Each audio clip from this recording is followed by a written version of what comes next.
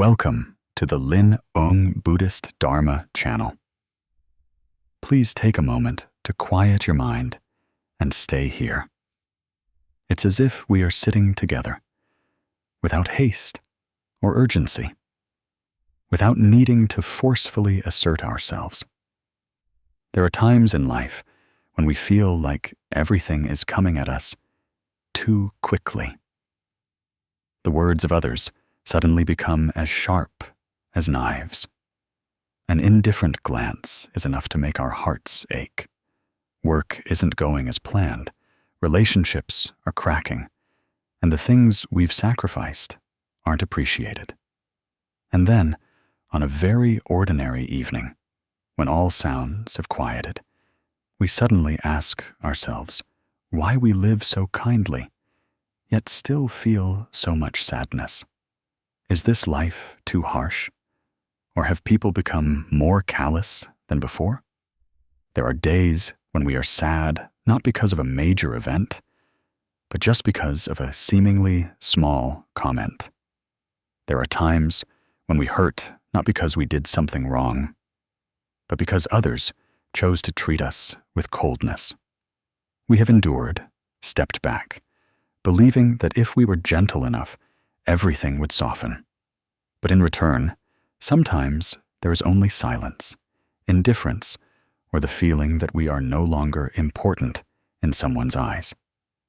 And so, a very familiar question begins to arise in our hearts. What's the point of living well when people don't appreciate it? What's the point of being kind when all we receive is hurt? But then, if we slow down just a little, quiet down just a little, we will realize that this sadness doesn't just come from how others treat us. It also comes from a very deep place within. That is where the ego is quietly speaking. That ego wants to be recognized, wants to be understood, wants its kindness to be reciprocated in equal measure.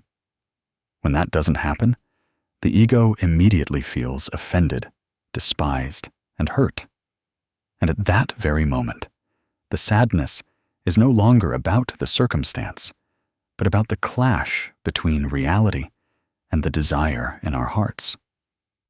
The Buddha taught that the root of suffering does not lie in others, but in a mind that has not been disciplined. When the ego stands too tall, it demands that everything go its way. It resists criticism, dislikes being underestimated, and certainly does not accept giving without being acknowledged. Therefore, just one thoughtless word is enough to stir our hearts. Just one cold action can make us lose sleep all night. It's not because the words were too harsh, but because the ego within us is too fragile. It's not because the action was too bad, but because we placed too many expectations on the kindness of others. Try to imagine your mind as a surface of water. When the water is murky, even a small pebble dropped into it will create waves. But when the water has settled and become clear, even if the wind blows across, it will only create a few gentle ripples that then vanish.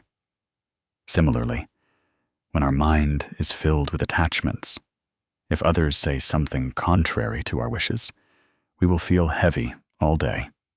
But if the mind has become less clinging, praise and criticism are just like clouds passing across the sky. They come and go, not staying long enough to hurt us. There are times when life doesn't want to make us suffer.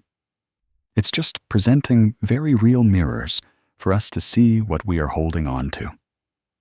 Perhaps it's the desire for love. Perhaps it's the attachment to the efforts we've made. Perhaps it's the belief that we are always right and deserve to be treated better. When these things are touched, we hurt, and we imagine that others have caused that pain. But in reality, it is the clinging of the ego that tightly binds our hearts. The Buddha once reminded us that living well is not to be treated well, but to keep our minds unstained by negative influences. When we live kindly with the expectation of reciprocation, that kindness is still conditional. When we live kindly simply because we want our hearts to be at peace, then whether others understand or not, we still feel light. Like a flowing river, it doesn't care if anyone is watching from the bank.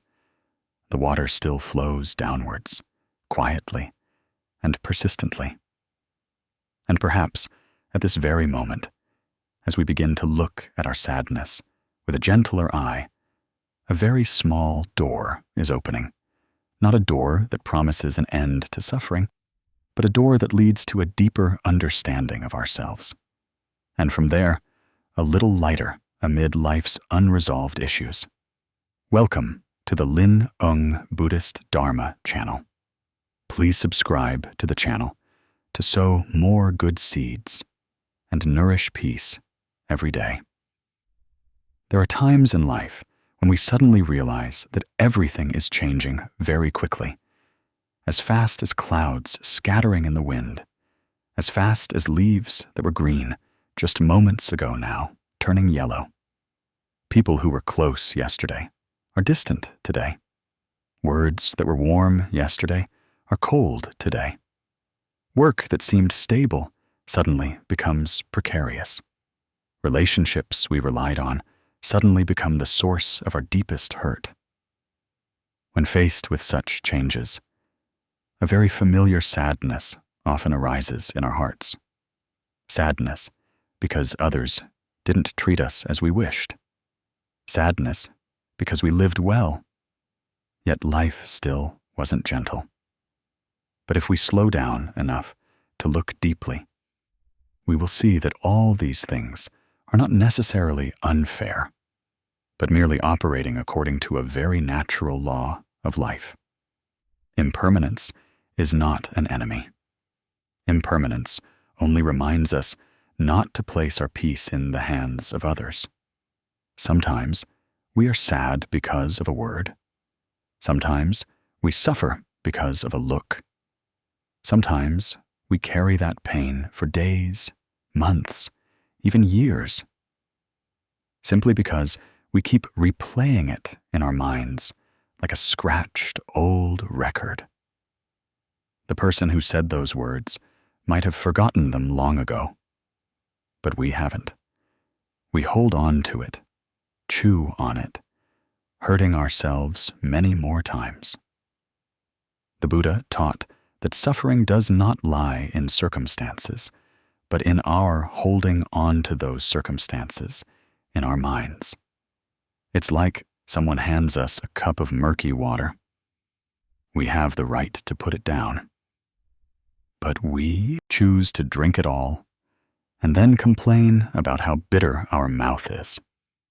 It's not because the water was too bitter, but because we chose to put it inside ourselves. According to Buddhist teachings, human suffering does not originate from external sources, but from three very deep-seated roots: the ego, attachment, and silent desires that even we sometimes don't recognize.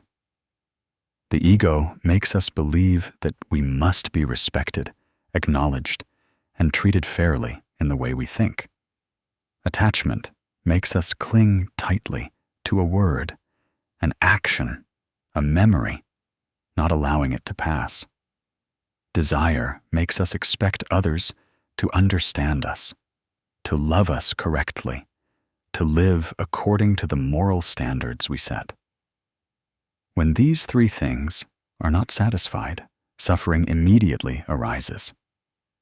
It's not because others intentionally cause us suffering, but because our minds have set conditions for our own peace. Some people are afraid of criticism their whole lives. If anyone says something they don't like, their hearts are stirred. They begin to ask themselves what they did wrong, then turn to blaming the other person for being too insensitive. Some people are very afraid of being underestimated. An indifferent look is enough to make them feel small and hurt.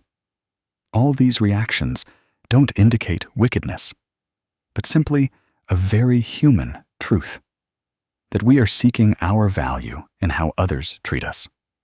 As long as we need others to treat us well, to feel okay, we are not truly free. In Buddhist scriptures, it is taught that the mind is like a gatekeeper. If the gatekeeper is awake, no matter what anyone brings, they have the right to choose whether to accept it or not. But if the gatekeeper falls asleep, they accept everything that comes in. Harsh words from others are the same. They are just something offered, whether they become pain or not. That depends on whether we open the door of our heart. When we are not awake enough, we let those words go straight into our hearts, and they settle there, scratching and tearing, making us lose sleep. When we are a little more awake, we still hear them, but don't let them stay. An Min's story is a very common, relatable example for many of us. He is a worker in a wood factory. Every day, he works with rough planks, with the noisy sound of saws, with sweat soaking his shirt. One day, just because of a small mistake in the packing stage, his foreman severely scolded him in front of everyone. Those words not only criticized his work, but also touched his self-esteem. He stood there without saying anything. But inside, it was like fire. All that evening, when he got home, those words kept echoing in his head. It was like the whistling wind through a crack in the door, growing colder as the night went on. An Min sat alone, looking at his calloused hands, and suddenly felt a heavy heart. He had worked diligently, tried his best, yet was still treated this way. In that moment, he wanted to resent, wanted to find someone to vent his frustration on. But then, for some unknown reason, he suddenly remembered something his mother had said long ago on a peaceful countryside afternoon. His mother had once told him, "You can hear, but you don't have to keep." At that time, he didn't fully understand. But now, those words suddenly became very clear. He took a deep breath, then slowly exhaled. He told himself that if he made a mistake, he would correct it, but he wouldn't drink the words that hurt him. The foreman might have spoken in anger, but he didn't need to turn those words into a burden to carry home. From that day on, An Min continued to go to work regularly, still working conscientiously. But his heart was different. When he heard unpleasant words, he no longer replayed them. He let them flow past him like water through his fingers. It wasn't because he became insensitive, but because he understood that holding on to those words would only make him more tired. An Min's story is not a miracle, nor is it a sudden, grand transformation. It is just a very small choice, but enough to change the feeling inside. Others only offer words. We are the ones who decide whether to hold on or let go. When we hold on, suffering arises. When we let go, the heart lightens a little. And it is this little bit of lightness, if nourished every day, that will gradually become peace. The human mind often has a very strange habit. When hurt, we not only feel pain from what just happened, but we also drag out old pains to suffer from all at once. A word today can bring back memories of many past instances of being underestimated. A thoughtless action can awaken feelings of abandonment from long ago. We think we are hurting because of the person in front of us, but in reality, we are hurting because of a whole storehouse full of unreleased things. It's like a room that's already too crowded. Just one more small item is enough to make us feel suffocated. Buddhist teachings do not tell us to endure in silence, nor do they tell us to let others walk all over us. The Buddha merely points out that before we want to change others, we need to learn how to protect our own minds. To protect not by closing ourselves off, but by understanding clearly. When we understand that those words reflect the speaker's state of mind more than our own worth, we will be less carried away. When we understand that everyone has their own wounds, we won't be quick to turn them into the ones who cause us suffering. There's a Zen story about a disciple who complained to the Zen master that people were slandering him everywhere he went. "My heart is suffering greatly," he said. The Zen master didn't explain, but just handed the disciple a teapot and said, "Carry this teapot around the village." The disciple went around once, returned, his hand trembling from the hot water in the pot. The Zen master asked, "Did you hear what people were saying?" The disciple replied, "I was only concerned with keeping the water from spilling and not burning myself, so I didn't hear clearly." The Zen master smiled and said, "When you are busy enough keeping your mind at peace, the words of others will have no place to enter." Peace is also like the hot water in the teapot. If we are not careful, just a small bump is enough to spill it out. But if we know how to hold it, how to cherish it, then even if we go over bumpy ground, the water remains safely in the pot. Others may treat us widely, but they cannot make us suffer if our mind does not allow it. This is not a slogan to reassure ourselves, but a very profound truth. When our mind is not clinging, suffering has no place to stand. Sadness is not defeat. Sadness is saving ourselves before it's too late. Sadness does not make us weaker. It makes us lighter. It's like someone walking a long distance. If they keep carrying heavy stones in their hands, sooner or later they will be exhausted. When they put them down, they don't lose anything. They only lose an unnecessary burden. We are the same. When we let go of expectations about how others should treat us, we don't lose our value. We only return peace to ourselves. Perhaps at this moment, we are still sad. Perhaps old wounds have not yet healed, and that's okay. There's no need to force ourselves to be happy, and no need to promise that from now on, we will never hurt again. Just remember, each time we are touched, to return to our breath, to remember that we have the right not to hold on to everything others give us. Like a river flowing through many lands, it doesn't hold on to the trash along its way, so it eventually reaches the sea. If we learn to let things pass in this way, perhaps life won't immediately become gentle, but our hearts will gradually heal, enough to move forward without carrying too many scratches in our hearts. Welcome to the Zen Buddhist Dharma channel. Please subscribe to the channel to sow more good seeds and nourish peace every day. There are days in life when we step outside, see people passing by, and suddenly feel very clearly that everyone is carrying some kind of burden on their shoulders.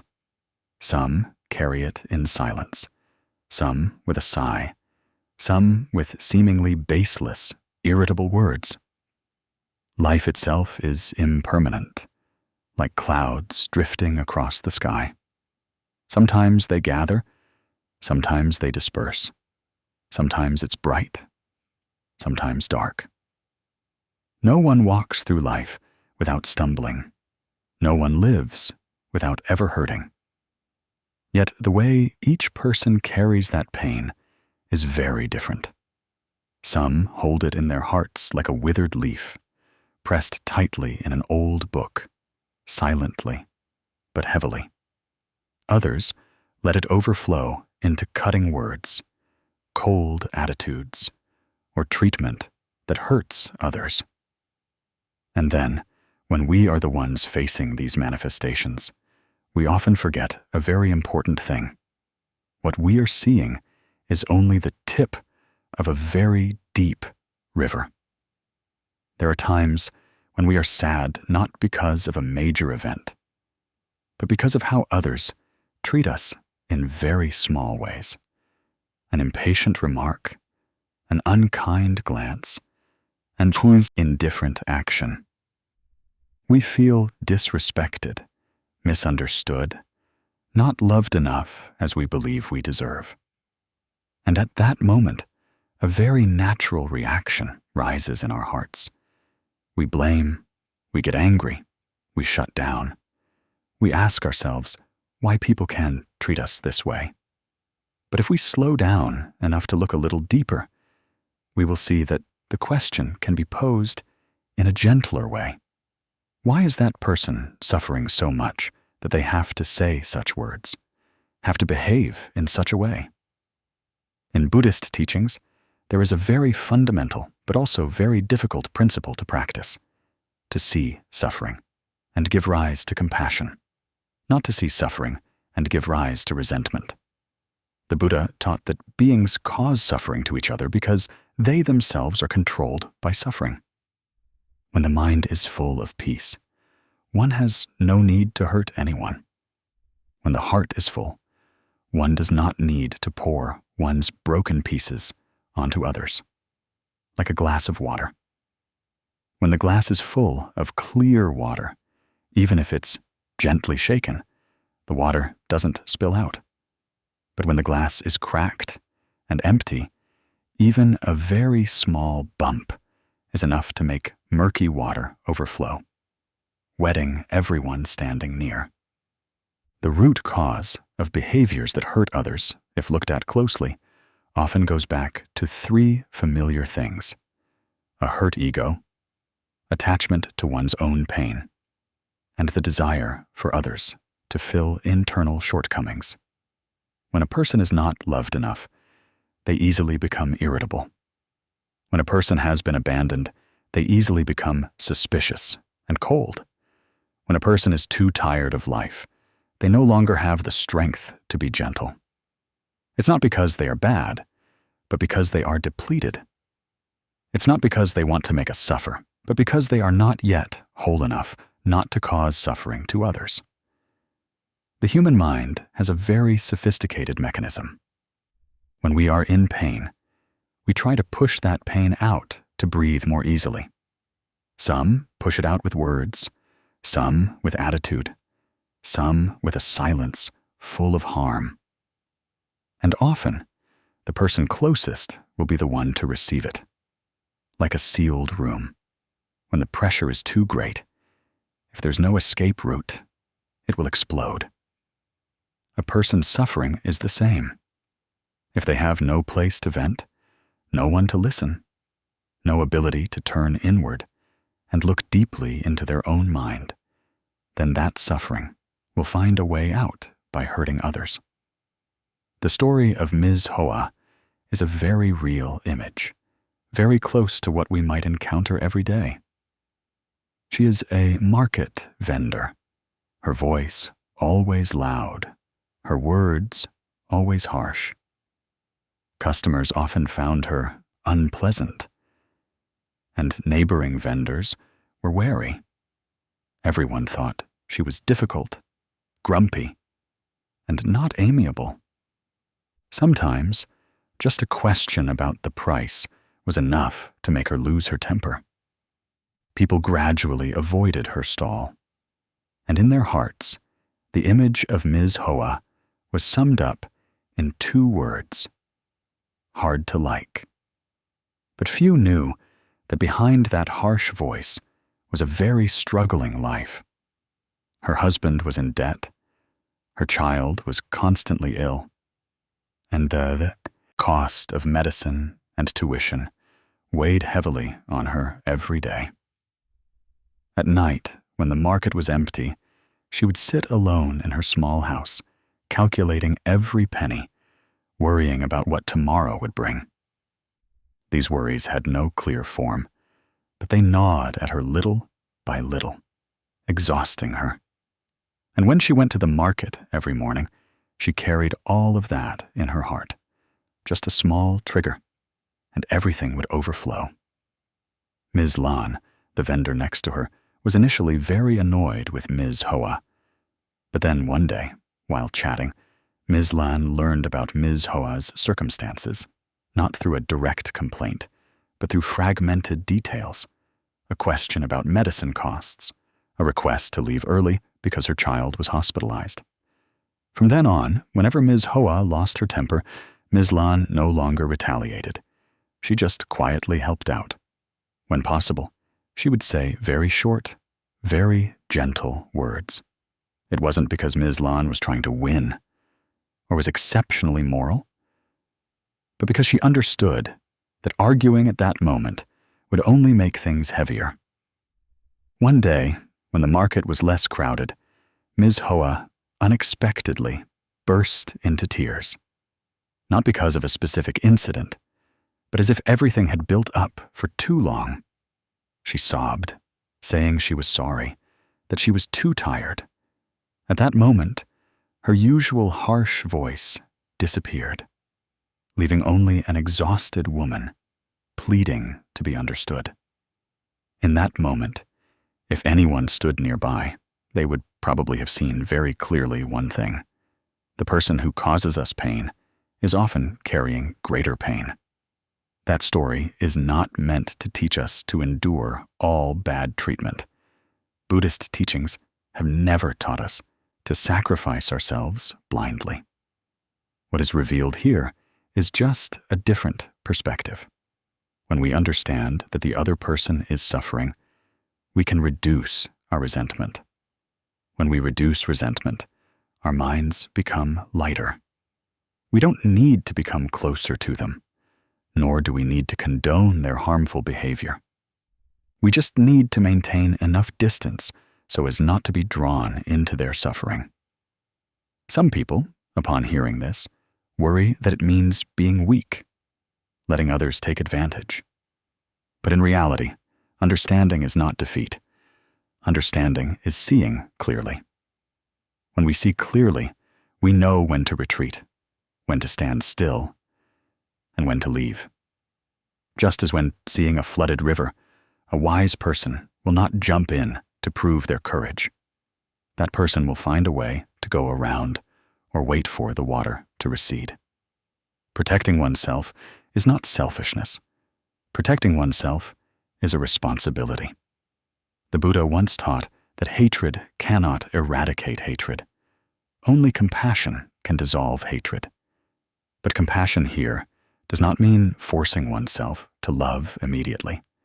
Compassion sometimes is just not adding fuel to the fire, not letting one's mind be consumed by the anger of others, understanding that everyone is learning how to live, and some learn very slowly, very painfully.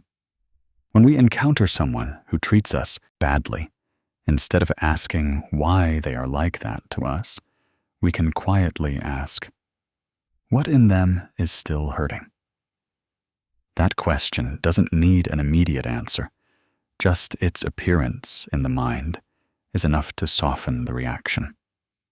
When the reaction calms down, we have more space to breathe, to choose how to act, and not hurt ourselves further. There are days, even after understanding this, when we still feel sad. That's not wrong. Understanding doesn't make pain disappear instantly, but understanding helps pain not to generate more resentment. It's like a wound. When you know how to care for it, it still hurts, but it won't get infected. We can be sad, but don't need to carry bitterness. We can keep our distance, but don't need to close our hearts. Ultimately, the most important thing is not how others treat us, but after all of it, whether we can keep our own hearts. To keep it not by hardening ourselves forcefully, but by softening within. Like a tightly clenched hand will become very tired, but when opened, it naturally feels light. Others may be suffering, may be hurting us, but we don't need to bring all that suffering home. We just need to remember that our own peace is precious, and no one has the right to take it away if we don't allow it. Perhaps at this very moment, as you listen to these words, the image of someone who once hurt you still lingers in your heart. There's no need to chase that image away. Just look at it with a different eye, the eye of someone who understands that behind that unpleasantness lies an unsettled life. When you can see it that way, even if you can't yet feel love, you will feel less resentment. And when resentment lessens, you have opened a very light path for yourself to move forward without carrying too many sharp thorns in your heart. There's a very strange thing about life that perhaps only those who have gone through enough ups and downs truly realize. That is, during the day, we can endure many things. We can endure praise and criticism, right and wrong, winning and losing. But at night, when we lie down alone, when there is no one left to talk to, when the room is only filled with our own breath, then our heart can no longer deceive us. What we tried to forget during the day will knock at night. What we tried to ignore during the day will whisper at night. And it is at that very moment that we know how we lived that day. Some nights, we lie down very quickly, falling into a deep sleep before we can think of anything. Some nights, we toss and turn, not because of external noise, but because of a very faint sound within our hearts. Life is inherently impermanent, like water flowing beneath a bridge. No one can hold on to yesterday, nor can anyone be sure what tomorrow will bring. The person who is with us today may be distant tomorrow. The task that is easy today may be difficult tomorrow. In that fragility, there is something that seems very small, but stays with us for a very long time. That is the feeling. After every action we take, whether our heart is at peace or not. Some people live their whole lives seeking recognition, seeking a word of praise, wanting to be perceived by others as good, right, and kind. But then, when those praises don't come, or come and then fade, they still feel empty. Conversely, there are some people whom few know, few praise, yet every night they lie down and sleep very peacefully. It's not because their lives have less suffering, but because their hearts don't carry any remorse. The Buddha did not teach us to live to be praised. The Buddha also did not teach us to live to be fully understood by others. The Buddha only taught us to live in such a way that when we return to ourselves, our mind is not burdened by bad karma. Karma here is not something distant or mysterious. Karma is simply the imprints that every action, every word, every thought we have leaves in our mind. When we do something against our conscience, even if no one knows, our mind still knows. When we do something kind, even if no one sees, our mind also knows. And it is this very quiet knowing that determines our sleep every night. There are times when we think that living well means being acknowledged by others. When not acknowledged, we feel resentful.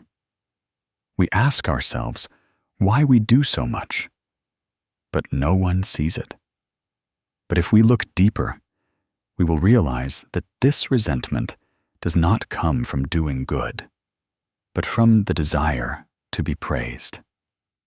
When that desire is not met, our heart becomes agitated. It's not because the good deed loses its value, but because we have unwittingly attached its value to the eyes of others. Like a flower blooming deep in the forest, the flower still emits fragrance, even if no one passes by. But if the flower begins to feel sad because no one is admiring it, the flower has forgotten its reason for blooming. According to Buddhist teachings, the root of unease often lies in the ego's desire for recognition. This ego is very subtle. It can hide in the form of sacrifice. It can wear the cloak of kindness. It whispers that we have done so much, we should be treated differently. As that whisper grows louder, our heart begins to tire. We do good deeds without feeling light anymore. We give, but our heart still calculates. And at that very moment, the initial good deed begins to turn into a burden. The human mind is very easily drawn into comparison. We see others being praised, and we feel discontent. We see others being reciprocated, and we feel disadvantaged. We begin to ask ourselves where our value lies. But few stop to ask a different question. After all these things, do we sleep peacefully? A word of praise can make us happy for a moment, but it cannot lull us to sleep every night.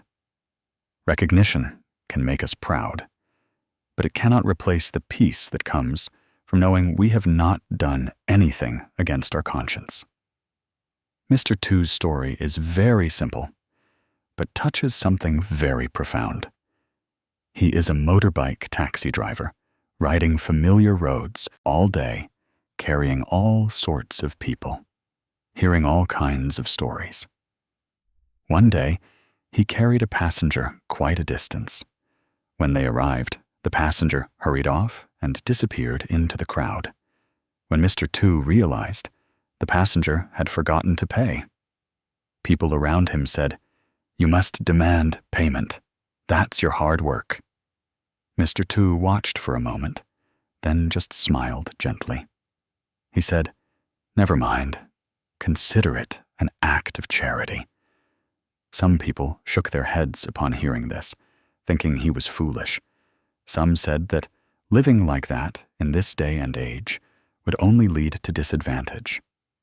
But that evening, when he returned to his small room, he ate a simple meal and quickly lay down. His sleep was deep and peaceful, with no bitterness in his heart, no frustration. He once said that losing money is a little regrettable, but a light heart sleeps peacefully. Those words sound very simple, but they contain a deep understanding of life. Mr. Tu was not someone who didn't know how to calculate. He was not so well off that he considered money a small matter. But he understood one thing very clearly. If he had carried that anger and resentment with him that evening, even if he had gotten his money back, his sleep would not have been complete.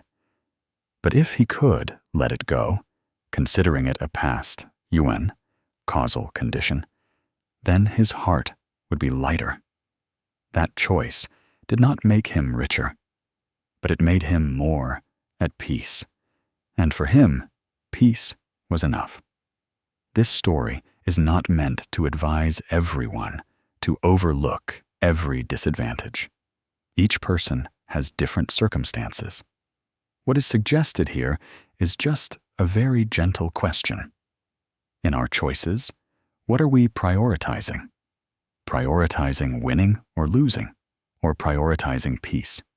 Prioritizing holding on to money or prioritizing holding on to our heart? There is no single correct answer for everyone, but there is a very clear sign for us to know our own answer, whether we sleep peacefully when night falls. Some people live very honorably all day, but still toss and turn at night. Not because they do bad things, but because they live too much in comparison. They constantly ask themselves what others think of them. They are always worried about being misunderstood. They always want to prove they are right.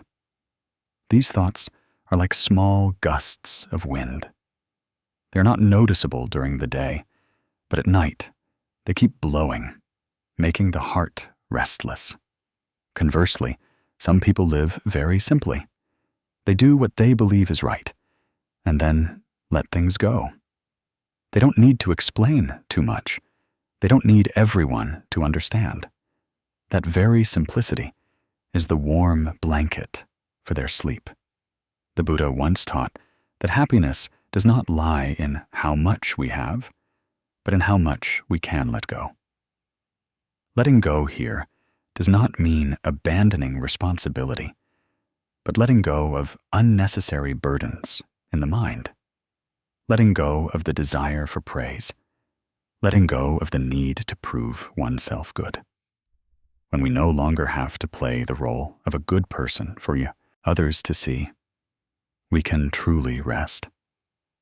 There are times when we live well, but are not reciprocated, and our hearts are sad. But if we look deeper, we will see that this sadness does not come from living well, but from our expectation that life must be gentle immediately.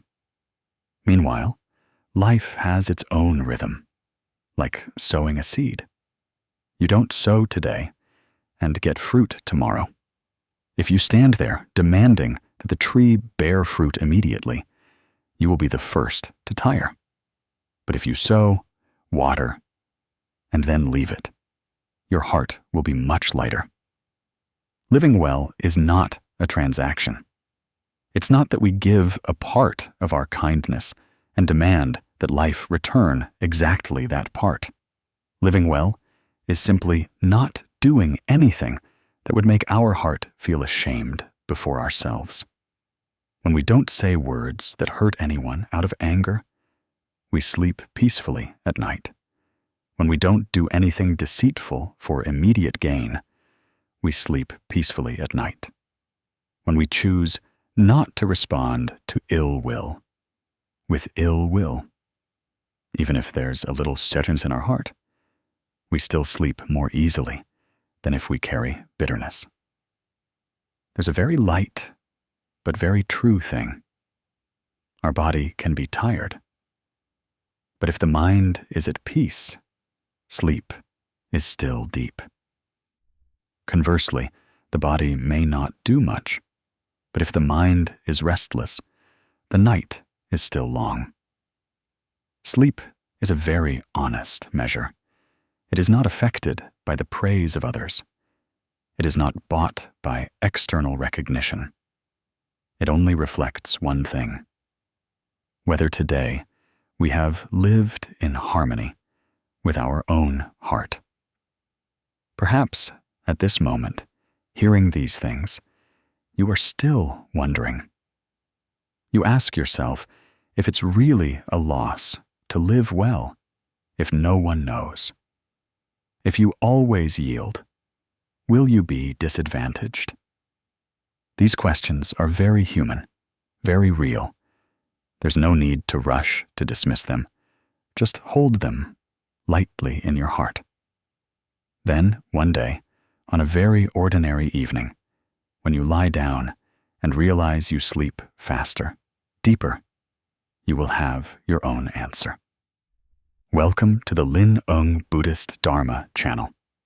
Please subscribe to the channel to sow more good seeds and nourish peace every day. Living well is not about becoming a beautiful image in the eyes of others. Living well is about being able to lie down at night without having to justify yourself to yourself, without having to recount the day's story to anyone for comfort, without having to convince your heart that you were right. Just a deep enough silence where you know that even if life still has many unhealed places, in this moment, your mind is at peace. And perhaps, for someone who has gone through enough of life's challenges, sleeping peacefully every night is already a great blessing. There are periods in life when we walk with a heart heavier than our body, not because the road is too long, but because our heart carries an unanswered question. Why can people treat me so badly and still be at peace? Why do I live honorably, live kindly, yet I am the one who suffers? These questions are not loud, not explosive, but quietly flow in the mind like an underground stream. During the day, we are busy, so we don't see them clearly. At night, when everything settles, that stream begins to rise, soaking very deep parts of our heart. And sometimes we suddenly doubt even what we once believed, whether living kindly truly brings good. Life is inherently impermanent, like clouds drifting across the sky. Sometimes white, sometimes gray. Some days the sun is very clear. Some days the wind suddenly rises. Nothing remains static in one state forever. The person who smiles and talks with us today may turn their back tomorrow. The person who is supported today may fall tomorrow.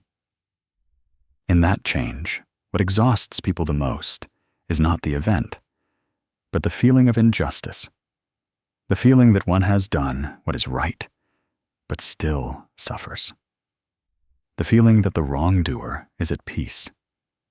When that feeling grows strong, resentment easily arises in the heart. And when resentment arises, even if no words are spoken, even if nothing is done, the mind begins to be hurt once more. In Buddhist teachings, karma is not a threat, nor is it cheap comfort. Karma is a silent law, like sowing seeds in the ground. Whatever seed is sown, sooner or later, it will sprout accordingly. It's not because someone is sitting and recording merits and demerits, but because that is the nature of the seed.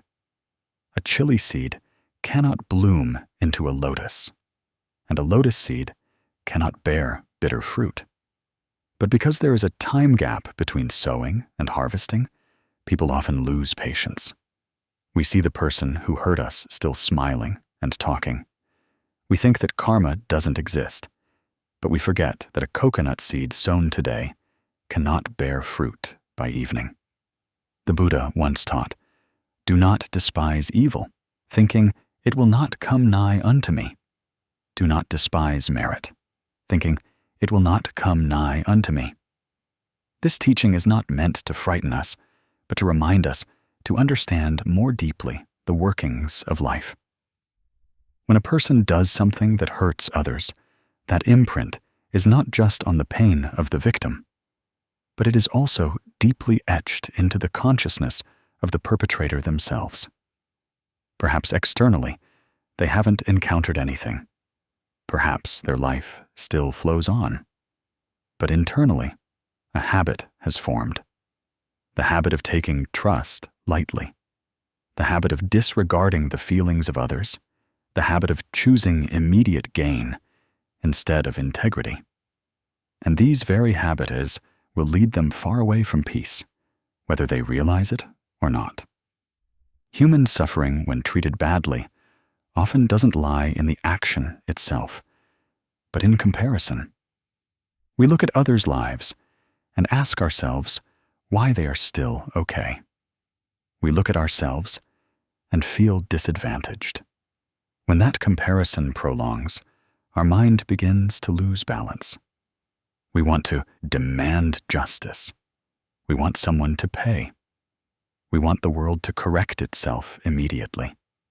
But this very desire only causes us more suffering, like holding a hot coal with the hope of throwing it at someone else. But the first person to get burned is always our own hand. There are times when we think that if we don't speak up, don't make a big deal out of it, the other person will disrespect us even more. This thought is very human, very understandable. But if we look deeper, we will see that some silences are not weakness, but a very conscious choice. Not out of fear, but out of a desire not to let our mind get entangled in more mud. It's like a river flowing through muddy land. If you keep stirring it, the water will become even murkier. But if you let it settle, the silt will sink, and the water will become clear again. Karma is the same. It doesn't need us to stir it up. It needs time to settle and reveal itself. An Phuk's story is a very real, very relatable story for many people. An Phuk and Tuan were once close friends. They grew up together, sharing many joys and sorrows. When Tuan faced financial difficulties in his business, An Phuk did not hesitate to lend him a significant sum of money, with no papers, no strings attached, just trust between two friends. At the time, An Phuk didn't think much. He just thought his friend was in need, and he could help. But then, as time passed, Tuan began to avoid him. Calls went unanswered. Promises were repeatedly postponed. An Phuk moved from waiting to disappointment, and then disappointment turned into resentment. There were nights he tossed and turned, not because he regretted the money, but because he regretted the trust. He asked himself why someone who was once so close could treat him like that.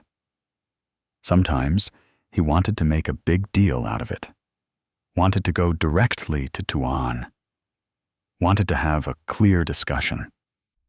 But each time anger surged, he stopped himself. Not because he was gentle, but because he was afraid that if he let anger lead the way, he would stray far from himself.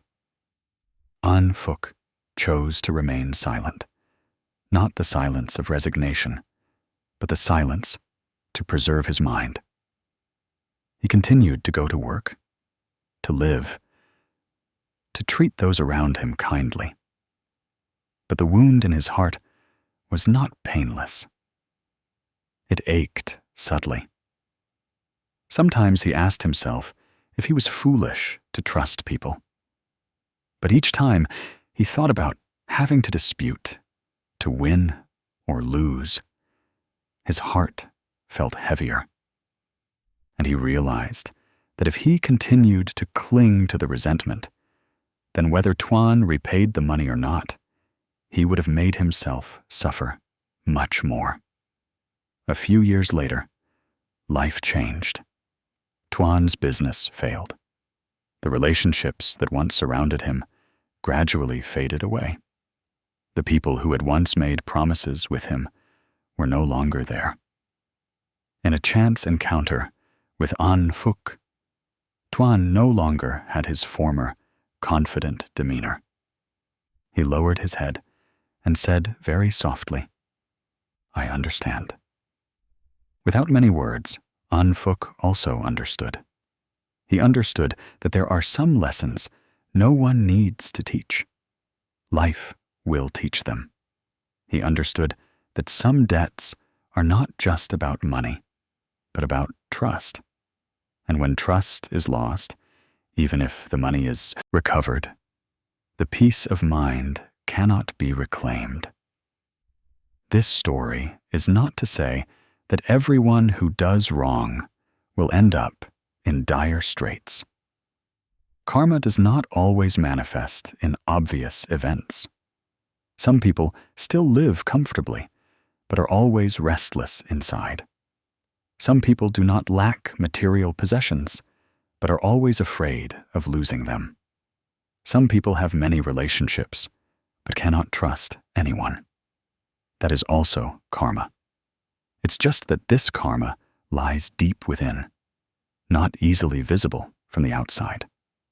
More important than anything in An Phuk's story is not how things turned out later, but that An Phuk did not let resentment guide his life. He did not let another's wrong action turn him into a bitter person. He did not let that loss harden his heart. He continued to live kindly, not to wait for Tuan to pay, but to prevent himself from becoming a different person because of that pain. Analyzing human psychology, we will see a very subtle thing. When hurt, our natural reflex is to want immediate justice. We want to see the other person suffer so that our heart hurts less. But the truth is, as soon as we wish for others to experience negative karma, our mind begins to be restless. Even if the other person has not experienced anything, we have already imprisoned ourselves in waiting. Waiting for them to fail. Waiting for them to pay. And during that waiting, we do not live fully in the present. We let a part of our life be suspended by the fate of others. Buddhist teachings do not advise us to forget all pain. The Buddha also does not tell us to pretend we were never hurt. What is suggested is just a different perspective, that we can choose not to create more suffering for ourselves, that we can let karma do its part.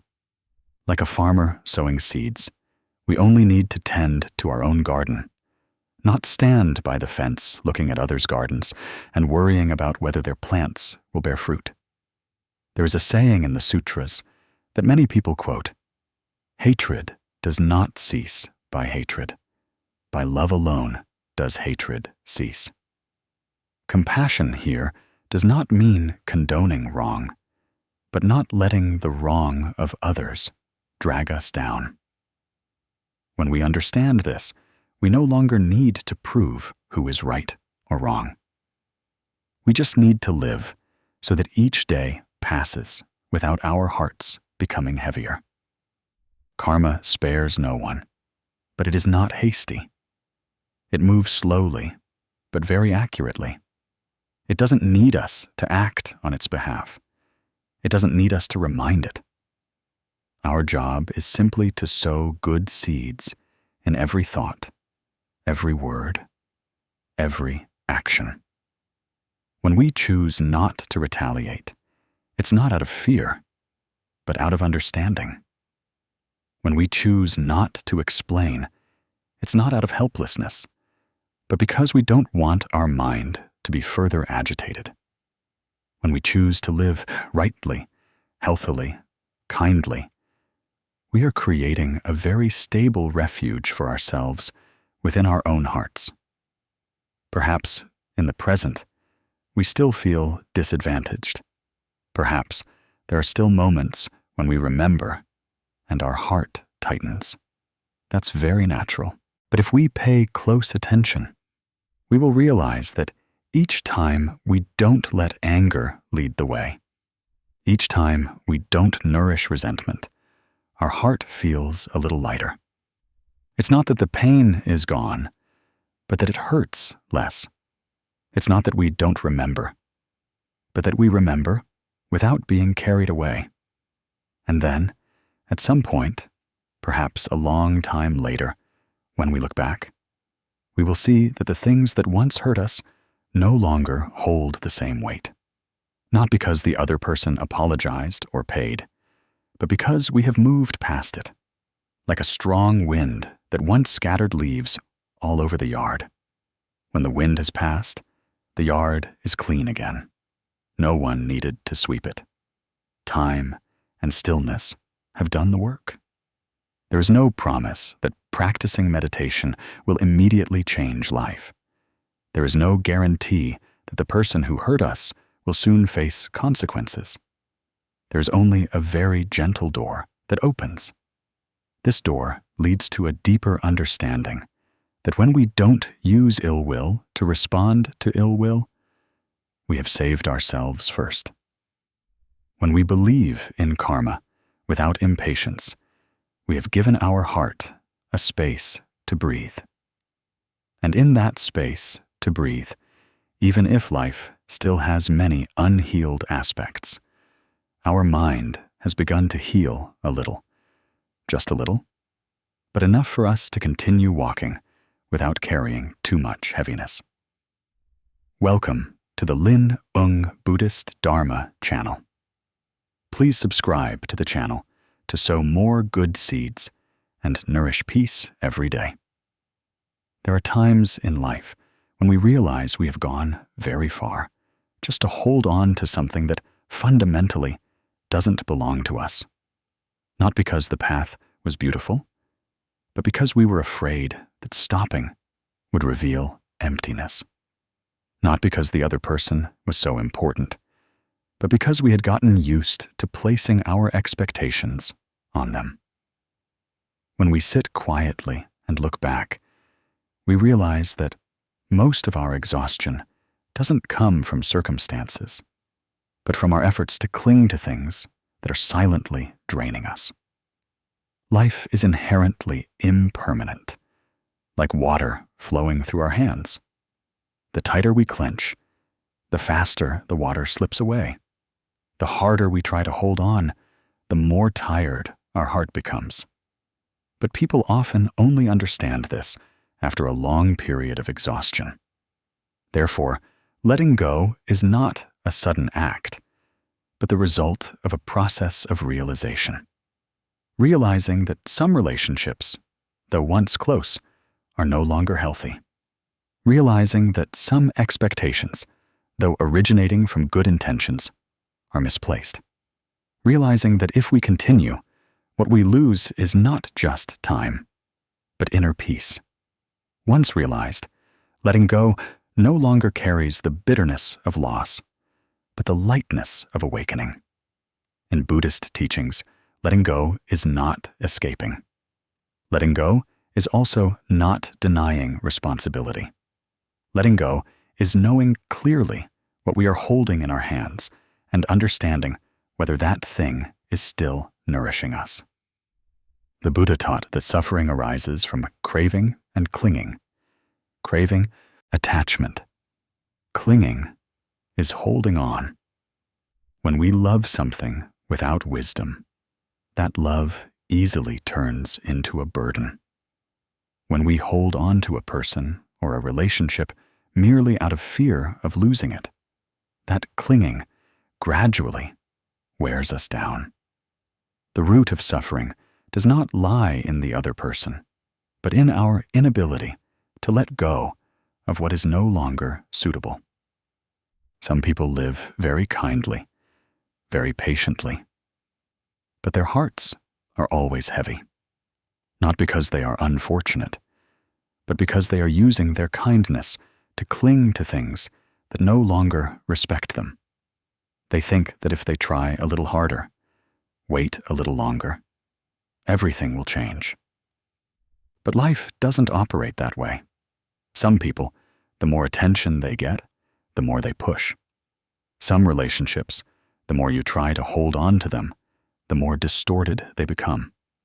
At that point, letting go is not abandoning someone, but reclaiming a deserving place for yourself in your own life. The human mind often fears letting go because it fears emptiness. It fears that if that person is no longer there, if that relationship is no longer there, we will be lonely. But very few people dare to look directly at the truth that sometimes we are in a relationship, yet still feel lonely. Sometimes we try hard for someone, yet our heart remains empty. That emptiness does not come from a lack of people beside us, but from a lack of respect and understanding. When this is understood, the fear of letting go begins to subside. We realize that being alone with a peaceful heart is better than being with someone and always feeling restless. The Buddha once said, "If you cannot hold, let go. If you can let go, you are light. If you are light, you are at peace." These teachings sound very simple, but to live them requires much awareness. Cannot hold is not because the hand is weak, but because what we hold fundamentally does not belong to us. Can let go is not because we no longer need it, but because we understand that continuing to hold it will only cause us pain. And when we have truly let go, the lightness is not just in the circumstances, but deep in the mind. A very strange lightness, like putting down a heavy bag that we have carried on our shoulders for too long. Ms. Mai's story is a very real, very relatable example. Ms. Mai is an emotional person, always thinking of others first. In her life, there was a friend whom she had to be careful with her words and consider her feelings every time they met. This friend often criticized, often belittled what she did, but was very skillful at relying on her kindness when in need of help. At first, Ms. Mai told herself that friends should be forgiving, that perhaps the other person was just being direct, and she was too sensitive, which made her sad. But as time passed, each meeting was exhausting. She would come home feeling drained. Some nights, she would replay every word, every glance, her heart tightening, without knowing why. She wasn't angry, just deeply sad and heavy. She continued to meet, continued to see, continued to please, because deep down, there was still a vague fear that if she stopped, she would lose a relationship. One day, after a meeting that left her feeling completely depleted, Miss Mai sat by the window for a long time. She didn't blame anyone. She just asked herself a very gentle question. Why do I have to try so hard? And in that moment, she realized that she had put her own peace as secondary for far too long. She didn't need to argue. She didn't need to explain at length. She just quietly reduced contact, without resentment, without hatred, simply not stepping back into a place that hurt her. In the first few days, she felt a bit empty, sometimes asking herself if she was being selfish, but gradually she realized something very clearly. She woke up lighter in the morning. Her body felt less tired. Her mind no longer had to prepare for stressful encounters. She began to have time and energy for things that nourished her. And she understood that letting go did not take anything precious away from her. Letting go only gave her back herself. This story is not to encourage everyone to cut off all relationships when they feel uncomfortable, but to open up a very deep contemplation that each person needs to learn to listen to their own signals. When a relationship constantly makes us doubt our self-worth, makes us have to strain to be accepted, then it is no longer a place to stay long. Sadness at that point is not weakness but wisdom, a very quiet self-respect. In psychological analysis, people often confuse letting go with losing. We think that letting go means losing people, but in reality, what we lose is often an illusion. The illusion that if we try harder, the other person will change. The illusion that we can sacrifice forever without being harmed. When the illusion fades, what remains is the truth. And the truth, although it may initially make us feel uneasy, is very healing in the long run. Letting go is also very much related to the ego. The ego wants to be recognized. The ego doesn't want to be seen as a loser. The ego fears that others will think we are not important enough to be abandoned. When these thoughts operate, we easily cling to what is old. But when we look deeper, we will see that our value does not lie in who stays or goes, but in how we treat ourselves. When we respect ourselves, we naturally attract relationships with corresponding respect.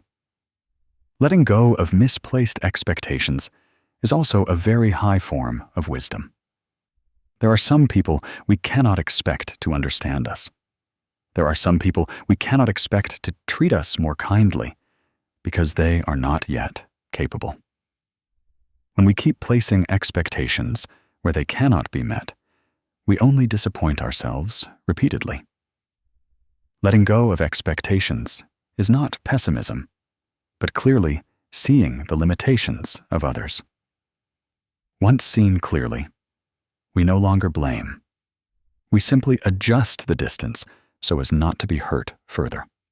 Buddhist teachings do not teach us to let go of everything, but to let go correctly. Let go of what causes us suffering. Hold on to what nourishes us, like a long-distance traveler who cannot carry everything.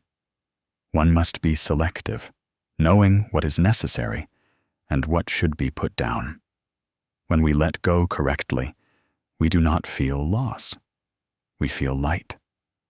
And when we are light, the heart is naturally at peace, opening a door to contemplation. We will see that letting go does not happen in a day. Sometimes it takes a very long time. Sometimes it has to be repeated many times. Sometimes we think we have let go, but then a memory, a message, a chance encounter stirs the heart again. There is nothing wrong with that. Letting go is a process. Each time we recognize and return, we let go a little more, and each little bit is precious. There is no assertion that once we let go, we will immediately be happy. There is no guarantee that life will become easy. There is only a very gentle truth that when we no longer cling to what hurts us, we have created a space. And in that space, peace has the opportunity to enter, just as when we open our hands, not to lose, but to receive something else more suitable. And whether that something comes sooner or later, the mere fact that our heart feels lighter each day is already a very profound form of peace. There is a stage that many people have gone through, but not everyone is calm enough to look directly at it. That is the stage when we live very kindly. But the more we live, the more tired we become. It's not because life is too harsh, but because we have opened our hearts too wide, to the point where anyone can enter, and no one is stopped from taking. We think that is compassion. We think that is patience. But deep inside, something is quietly cracking. It's the feeling that we are slowly disappearing in our own lives.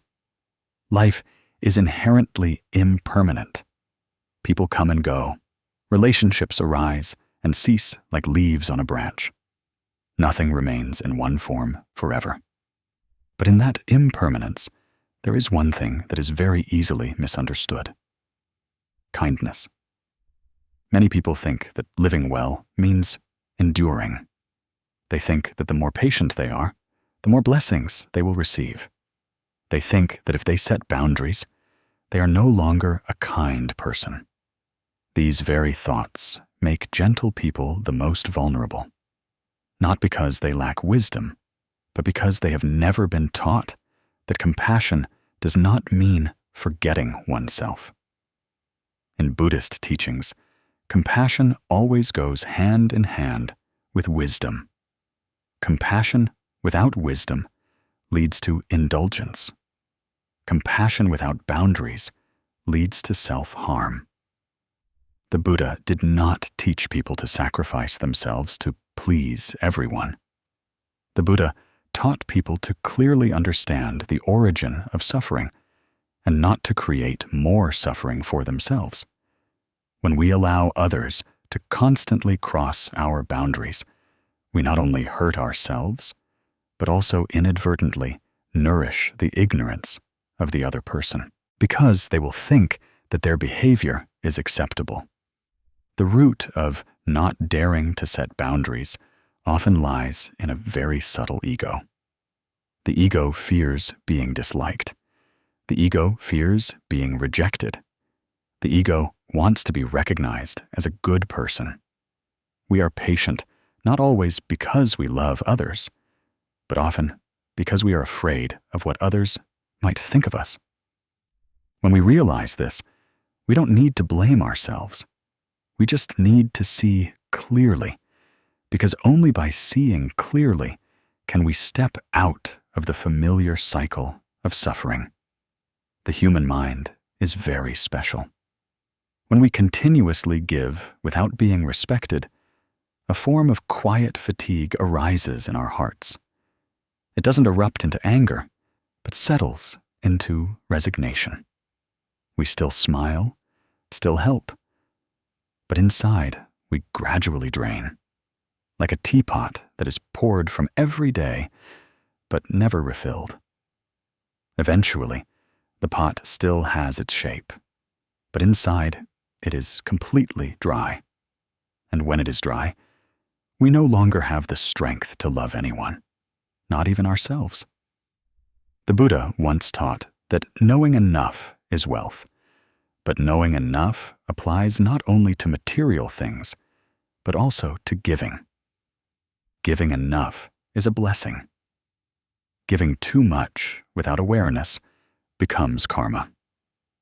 When we give kindness, but trade it for our own peace, that kindness has gone astray. It is no longer a light, but a burden. An Long's story is a very familiar one, so familiar that we might see ourselves in it. An Long is someone who can't refuse anyone who asks for help. From work matters to personal affairs, he tries to help. At first, people were grateful, but gradually, gratitude turned into habit. Habit turned into demands, and An Long, from being a helper, became someone who was implicitly expected to help. If he was slow, people became annoyed. If he refused, people complained. There were days An Long came home feeling exhausted, but he didn't understand why. He hadn't done anything wrong. He had only helped people, yet his heart grew heavier each day. Sometimes he wondered why he lived kindly, but didn't feel light. That question kept repeating until one day, his body spoke before his mind. He was so tired, he didn't want to talk, didn't want to see anyone, didn't want to hear another request for help.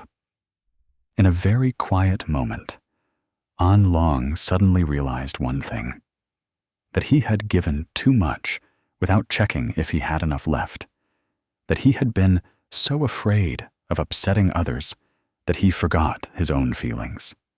And for the first time, when someone asked for help, he said very gently, "I'm sorry, I can't help this time." No lengthy explanation, no justification, just stating his truth. It was strange. The sky didn't fall. No one turned their backs. A few people seemed annoyed, but then it passed.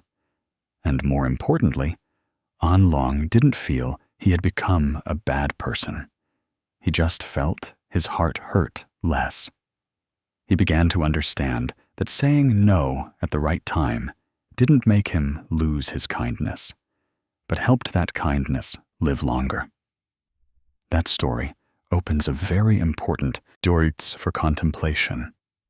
that boundaries are not walls to separate people, but outlines for each person to know where they stand. When there are boundaries, relationships have space to breathe. When there are no boundaries, relationships easily become a place where one person gives and one person takes, until one side is exhausted. In life, there are some people who desperately need to be loved, but there are also some who desperately need limits, not because they are bad, but because they have never learned to respect. When we set boundaries calmly, without resentment, without anger, we are teaching others how to treat us. And whether they learn or not, at least we have not betrayed ourselves. Compassion does not mean opening the door to every storm. Compassion means knowing when to open, when to close. Patience does not mean enduring forever. Patience is the ability to keep the mind undisturbed, not to let others continuously hurt us. When we understand compassion and patience correctly, we no longer see protecting ourselves as selfish. We see it as a responsibility. Some people worry that if they set boundaries, they will become cold. But the truth is that when we are no longer exhausted, we have more energy to love in a healthy way. Not loving out of obligation, but loving with awareness. Not loving to be recognized, but loving because our heart is full. There is no guarantee that setting boundaries will make life easier. There may be times when we are misunderstood. There may be people who leave, but in return, we gain something very precious. Peace that is not traded away. When we know how to say no, know when to leave when necessary, know how to protect our energy, we don't become a bad person. We just become a person who knows how to live. And in that knowing how to live, our heart gradually settles like water after it stops being stirred. No need for noise, no need for proof, just a little lighter each day. That's enough. When life touches us with unpleasant things, we often imagine that sadness comes from others, from ill-intentioned words, from contemptuous glances, from treatment that makes us feel small. But if we sit quietly for a moment, breathe a little slower, we will see that things are not so simple. Impermanence is the very nature of life. Today, someone smiles at us. Tomorrow, they might turn their back. Today, we are supported. Another day, we might be abandoned. It's not because life deliberately hurts us, but because life is always changing, like a river flowing through 4 seasons. If we always hope for the water to stop at a smooth bend, that very hope will cause us suffering. When treated badly, the pain does not lie entirely in those words or actions, but in the way our mind is immediately dragged away, carried along, stirred up like a lake facing a strong wind. There are times when just a word is enough to make our heart ache. There are times when just a shake of the head is enough to make us feel worthless. We think that if the other person hadn't said that, hadn't acted that way, we would have been at peace. But in the view of Buddhist teachings, suffering does not arise from external sources, but from the clash between circumstances and the ego within. When the ego still wants to be recognized, still wants to be respected in the way it thinks, still expects others to understand it, then even a contrary gust of wind is enough to make our mind waver. The Buddha once taught that the mind is like a charioteer holding the reins. If not aware, the horse of emotion will drag us everywhere. Mindfulness is the moment we place our hands back on those reins, not to beat the horse, but to let it stop and breathe with us, seeing clearly the path ahead. Mindfulness is not something esoteric. It is simply the ability to return to the present moment, to clearly see what is present in body and mind without judgment. When treated badly, the first human reaction is often to fight back or withdraw. Some immediately retort with sharper words. Some remain silent, but inside, a tumultuous, hidden suffering brews, carrying resentment, hurt, and anger. Whichever way one reacts, if lacking mindfulness, one is creating a new imprint of pain in the mind. A hasty reaction is like adding more fuel to an already burning fire. Mindfulness does not extinguish the fire immediately, but it helps us stop adding fuel. The human mind is very accustomed to finding fault externally. When in pain, we want to point out someone as the cause. This gives us the feeling that we are right, that we are victims. But that feeling of being right does not make us lighter. On the contrary, it binds us tightly to the old story. Each time we recall it, the pain is nourished. When lacking mindfulness, we easily identify with emotions. We think that we are anger, sadness, hurt. But in the light of awareness, we begin to see that emotions are just clouds passing across the sky of consciousness. The sky is not the clouds. If we can stand back and watch the clouds drift, we will not be carried away by the direction of the wind. There are days when we are tired of trying to appear okay. There are days when we ask ourselves why we live kindly, yet are still treated badly. These questions are very human. Buddhist teachings do not tell us to dismiss them. Buddhist teachings only invite us to look deeper. When others hurt us, what within us is being touched? Is it pride? Is it the fear of abandonment? Is it the desire to be acknowledged? When mindfulness is present, we don't need to rush to answer, don't need to rush to act. We just need to recognize that in this chest there is a constriction, in this stomach there is a hot wave, in this head there are words wanting to burst out. Just seeing it clearly like that is a very deep step on the path of not creating more karma. In ancient times, a Zen master taught his disciples, whenever the mind is agitated, see it as a boiling pot of water. If you quickly lift the lid, the steam will scald your hand. If you stand still, keeping your distance, and let the fire lessen, the water will cool down by itself. Mindfulness is that distance, not a distance from people, but a distance between ourselves and our own reactions. In that distance, we begin to have freedom. Ms. Thao's story is a very common, real-life illustration of this. She is a gentle woman, working diligently in a competitive environment. One day, she heard that a colleague had spoken ill of her behind her back. Those words weren't heavy slander, but enough to touch her self-esteem. When she heard the story, her hands trembled. Her heart raced, her mind filled with words she wanted to say. She imagined confronting the person, demanding an explanation, proving that she was not as rumored. Everything within her wanted to react immediately.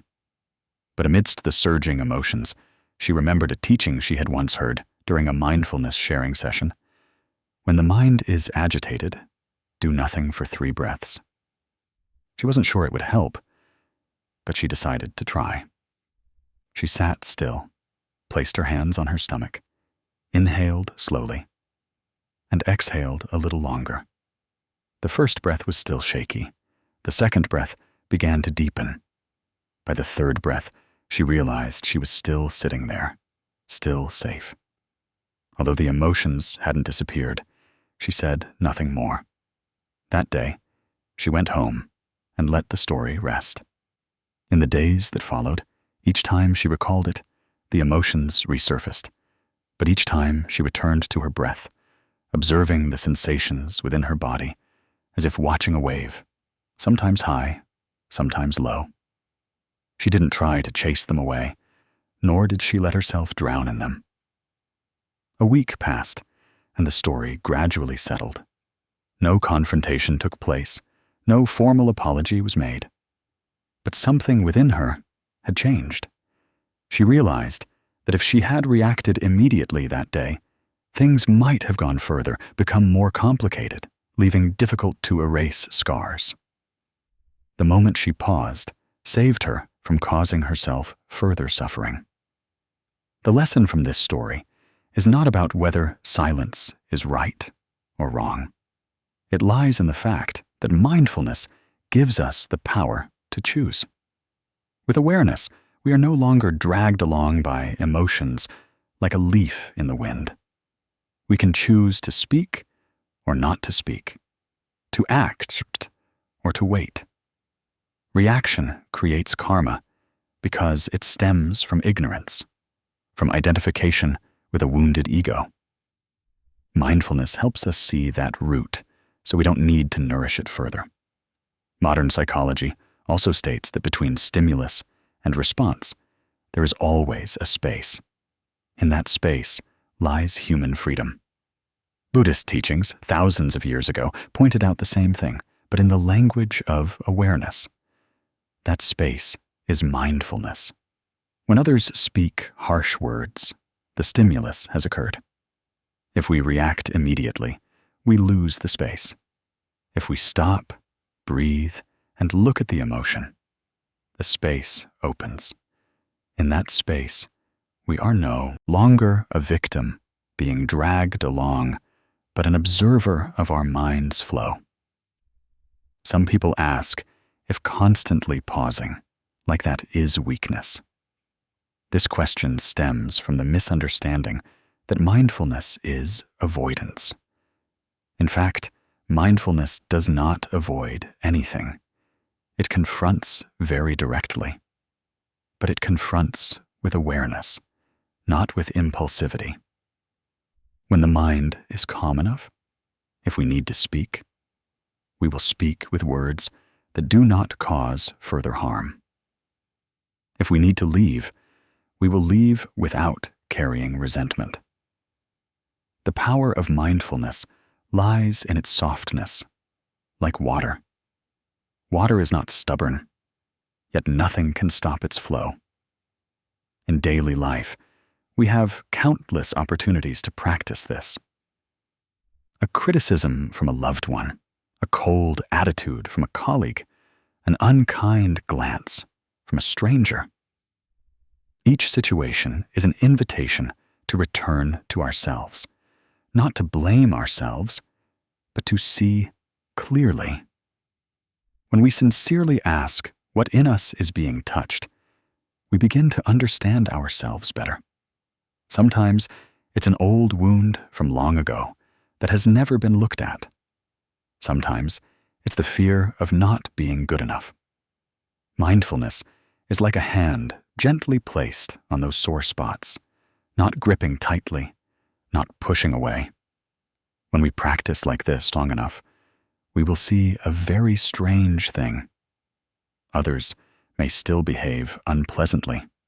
Circumstances may still not be as we wish, but our mind is no longer dragged too far.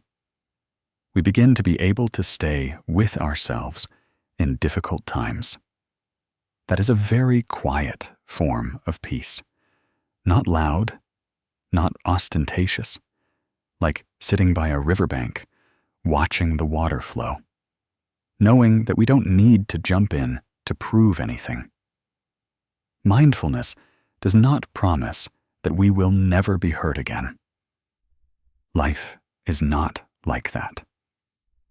Mindfulness only opens up the possibility that each time we are touched, we can be a little lighter, understand a little more, and not create more suffering for ourselves. When we pause for 3 breaths, when we look deeply into the emotions present, we are sowing a very healthy seed, the seed of inner freedom. And even if life continues to challenge us, that seed will quietly grow, helping us walk slower, more steadily amidst the incomplete treatment of others. There are very quiet afternoons when the sunlight has softened and the wind blows slowly across the porch, and we suddenly realize how fragile life is. Everything comes and goes like clouds drifting across the sky, unannounced, unwaiting.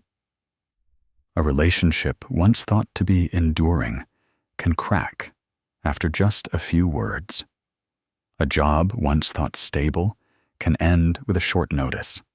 A gaze once warm can become cold, and we don't even have time to understand why.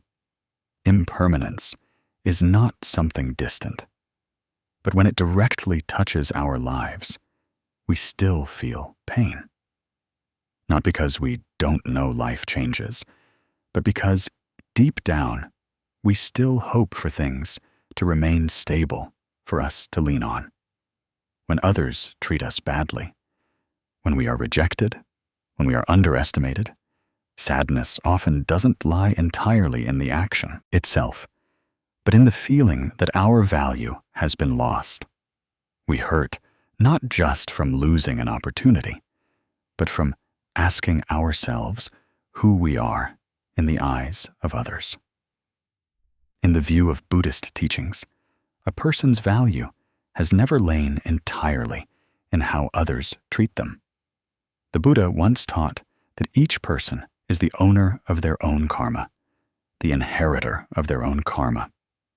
That means what we sow in our minds will follow us, not the praise or criticism of the world. When we let external judgments determine our self-worth, we are putting the value of our lives into the hands of others. The root of this suffering lies in the ego and attachment. We cling to the idea that we must be recognized in a certain way. We cling to the idea that if we are rejected, it means we are inferior. We cling to the idea that our value must be measured by our position, title, or how much others need us. These very attachments make our minds heavy, like a cup full of water. Just a slight bump is enough to make it spill. The enlightened masters often remind us that the mind is like water. When the water is murky, all reflections are distorted. When the mind is obscured by self-doubt, comparison, and desire, we cannot even see ourselves clearly. The Buddha's teachings do not tell us to turn our backs on life, nor do they tell us to disregard all judgments. He only invites us to look deeply to see that praise and criticism are like wind, while our mind is the root. The wind can blow strongly, but if the tree's root is firm, the tree will not fall. When we live kindly, keeping our mind pure, that value is not lost just because someone turns their back. It is like a river. Even if a section flows through rocky terrain, the water is still water, still flows to the sea. The human mind is very prone to identifying with roles. When we have a job, we are useful. When we lose a job, we feel useless. When we are chosen, we feel worthy. When rejected, we feel inferior. This is not because we are weak, but because we are used to seeing ourselves through the eyes of others. From childhood, We were praised when we did well and criticized when we fell short. Gradually, we learned to measure our value by external feedback. As we grow up, that habit does not disappear on its own. It merely changes its form. We begin to measure ourselves by our salary, by recognition, by the number of times our name is called. When those things disappear, our mind falls into an empty space. That emptiness is not because we truly lack value, but because we have never learned to recognize our value from within. In such moments, if we lack mindfulness, we are very prone to self-blame. We repeatedly play in our minds questions that diminish us, that if we were smarter, we wouldn't have been discarded, that if we were more skillful, we wouldn't have been abandoned. These questions are like rain falling on a lake, making the water even more agitated. Buddhist teachings do not deny the effort to improve oneself, but Buddhist teachings remind us that improvement should not come from self-hatred. If we use self-blame as motivation, the path ahead will be very tiring. If we use awareness and self-compassion, that path may be slower, but more healing. Nam's story is one such story. Nam had worked for many years in a large company. The job didn't always make him happy, but it gave him a sense of security. One day, the company restructured, and Nam was on the list of those who had to leave. Holding the decision in his hand, he felt not just the loss of a job, but as if a part of his identity had been stripped away. In the days that followed, he stayed home, avoiding friends, avoiding even seemingly innocent questions. In his mind, a familiar thought echoed, that he was useless. No one said that to him, but he told himself every day. Nam's mother was a woman who had experienced many ups and downs. She wasn't highly educated, but had a quiet, deep understanding of life. Seeing her son's sadness, she didn't rush to comfort him with promises. One morning, as they sat drinking tea, she said slowly, "You lost a job, not your value." Those words didn't make Nam immediately stop being sad, but they were like a small pebble dropped into murky water. They created a different ripple. Nam began to think, if his value only lay in that job, then who was he before he had that job? If his value disappeared just because of one decision, how fragile was it? Nam began to observe his life again. He saw that even without going to work, he could still wake up early, help his mother with small tasks, and treat those around him kindly. He saw that when he was no longer busy, he had more time to listen to himself. After a while, Nam decided to learn a new trade, not to prove anything, but because he wanted to continue living meaningfully in a way that suited him. He didn't become a prominent person, but he became calmer. He understood that being rejected didn't define who he was. It only indicated that the old path had closed. This story is not to say that everyone who loses a job will easily find a new path. Life doesn't promise that, but it opens another door. The door for us to re-examine our value, not through judgmental eyes. When we stop asking what others think of us, we begin to ask where our mind is. Is it still pure, or has it been obscured by self-doubt and resentment? When we maintain kindness, even when rejected, we are holding on to something very precious that no one can take away. In the Dhammapada, there is a verse that says, "Though one may conquer 1,000 times 1,000 men in battle, yet he is the greatest victor who conquers himself." Victory here is not about winning or losing, but about not letting our mind be swayed by temporary judgments.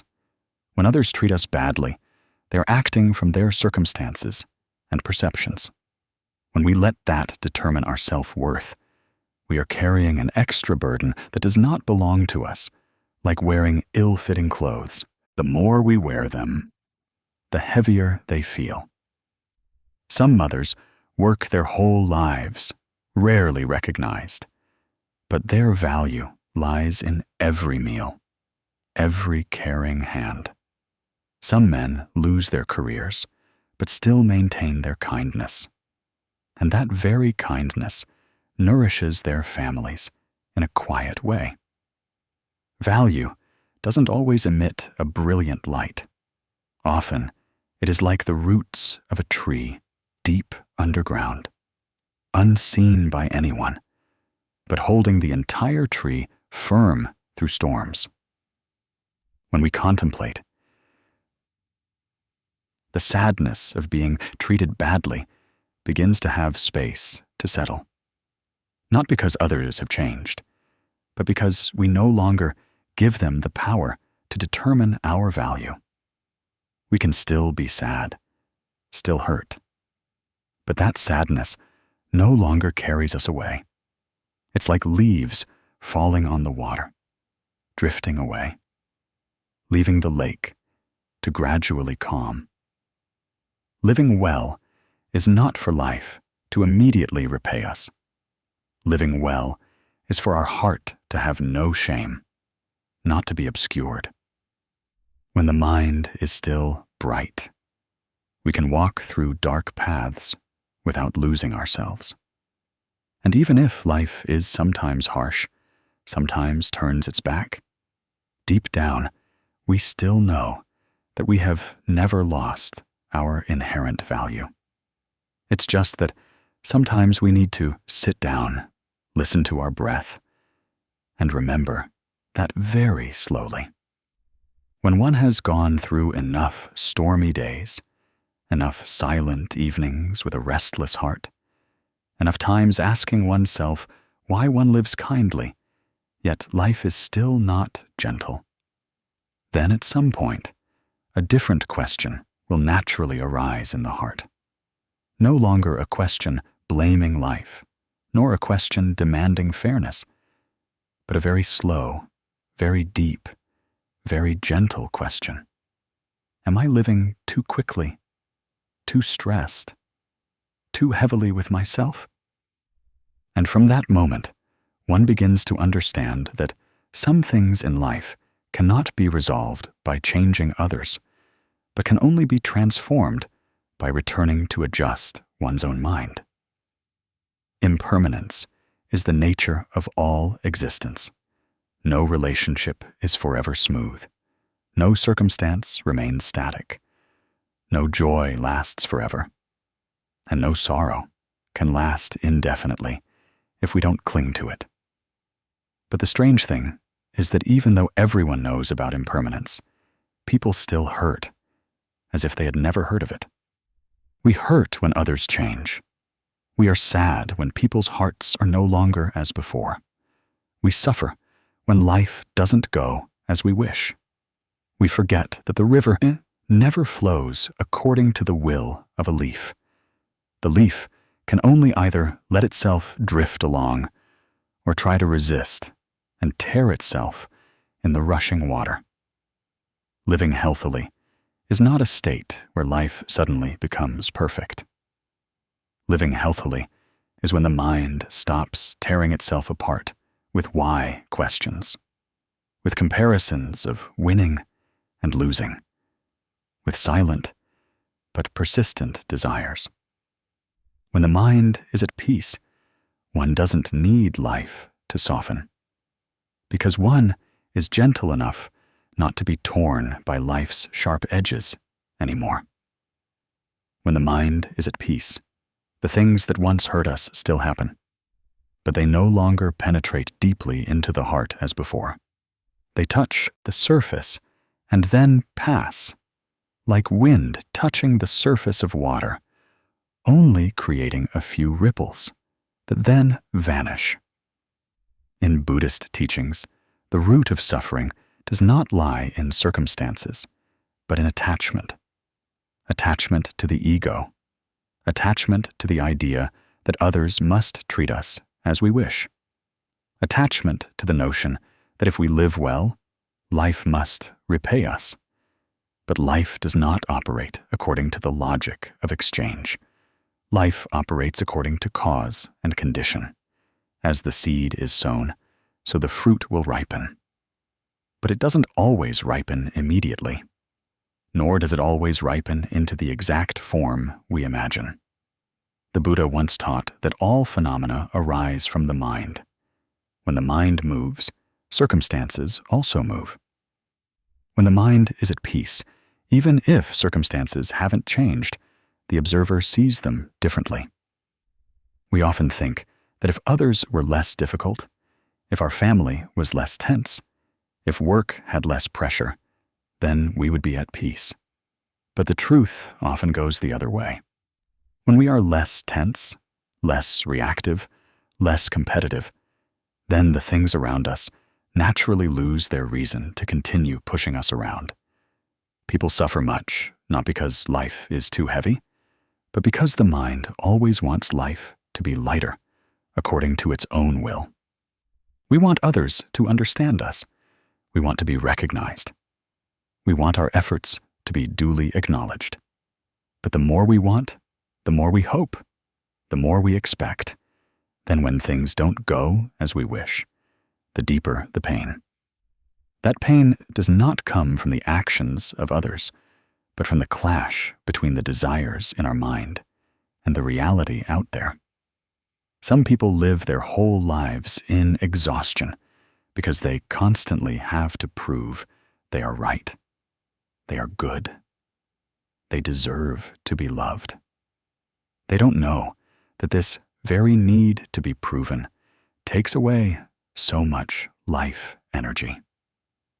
It's like holding a pot of boiling water and refusing to put it down, then complaining about how one's hands are scalded. When we no longer need to prove ourselves, no longer need to win or lose, then many conflicts naturally lose their ground to exist. The human mind has a very subtle mechanism. When there is much unease within us, we will see unease everywhere. When there is much unacknowledged anger within us, we will easily be triggered by very small things. When there are many unsatisfied desires within us, we will easily be disappointed by the normal reactions of others. But when the inside has quieted, the outside world naturally becomes less noisy. Some families do not become poor due to lack of money, but due to lack of listening. Some relationships do not fall apart due to major events, but due to small accumulated frictions every day. A competitive word, an impatient glance, a silence carrying reproach. These things do not come from circumstances, but from a mind that has not paused to breathe. Miss Lian is such a woman. She used to live very fast. Fast in her thoughts, fast in her reactions, fast in wanting to correct others to her liking. Her family was not wealthy. Her husband's business was hit or miss, and her children's schooling was ordinary. Life had no major upheavals, but it was always tense like an overstretched string. Every meal was a tiring dialogue. Every conversation was a debate about right and wrong. She was not a bad person. She was just too tired and too eager for everything to get better immediately. For a time, she often said that her life was difficult because her husband wasn't ambitious, because her children didn't listen, because circumstances weren't favorable. But the more she said it, the heavier her heart became. The more she tried to control everything, the more complicated it got. Until one very ordinary afternoon, she was so tired she no longer had the strength to argue. She sat silently, watching the sun fall on the porch, listening to the wind rustling through the trees in front of the alley. For the first time in a long time, she didn't think about what to say next. She just sat and breathed. From such afternoons, she began to slow down, not because someone told her what to do, but because she realized that if she continued to live as before, she would be depleted. She spoke less when unnecessary, reacted less immediately, argued less to win. Not because she was right or wrong, but because she no longer had enough energy to compete. Her family didn't get rich immediately. The difficulties were still there. Her husband's job was still uncertain, and her children still sometimes made her sad. But the atmosphere in the house began to change. Meals became less heavy. Conversations were no longer as tense as before. She no longer tried to correct her husband every day, no longer tried to mold her children to her will. She took care of her own affairs first, cooked slower, cleaned the house with a lighter mindset, spoke in a softer voice. One day, someone asked her, "Why is your home so peaceful these days?" She smiled, a very gentle smile, and said, "When I stir less, life naturally stirs less." She didn't use profound words. She just spoke what she had lived. When the mind has fewer thorns, collisions naturally don't make us bleed as much as before. Ms. Lian's story is not a miracle. It doesn't promise that simply slowing down will make everything immediately better. But it opens a very real door. The door of choice. That between continuing to compete and maintaining inner peace, we can choose the latter. That between demanding others change and adjusting how we react, we can choose to return to ourselves. In Zen, there's a saying, "To conquer 1,000 armies is not as great as to conquer oneself." To conquer here is not suppression or repression. To conquer is to understand, to see, to let go at the right time. When one understands the mechanism of suffering, one no longer needs to fight it. One simply needs not to nourish it further. When your mind is at peace, you will find yourself no longer drawn into meaningless conversations. Not because others suddenly become gentler, but because you no longer need to react to every word. When your mind is at peace, you will find that things that once made you sad are now just small ripples. Not because those things disappeared, but because you no longer placed your whole heart in them. When your mind is at peace, you will find that life is still the same, but you stand more firmly on your own ground. Living healthily is not avoiding difficulties. Living healthily is walking directly into difficulties with a mind that has no added doubts, no added resentment, no added comparisons, no added demands for things to be different immediately.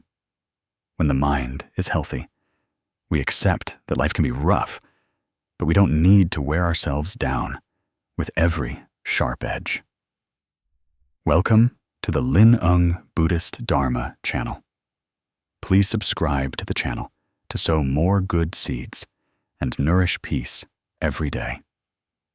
Some people spend their whole lives trying to fix life, but forget to nurture their minds. They don't know that the mind is like a piece of land. If the soil is barren, whatever is sown will struggle to sprout.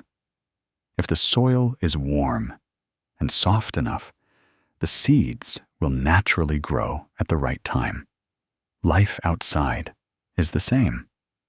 When the mind is healthy, good things naturally find a place to reside. At some point, people no longer ask how to make life less suffering, but how to be strong enough when life hasn't changed yet. And at that very moment, a very gentle peace begins to appear.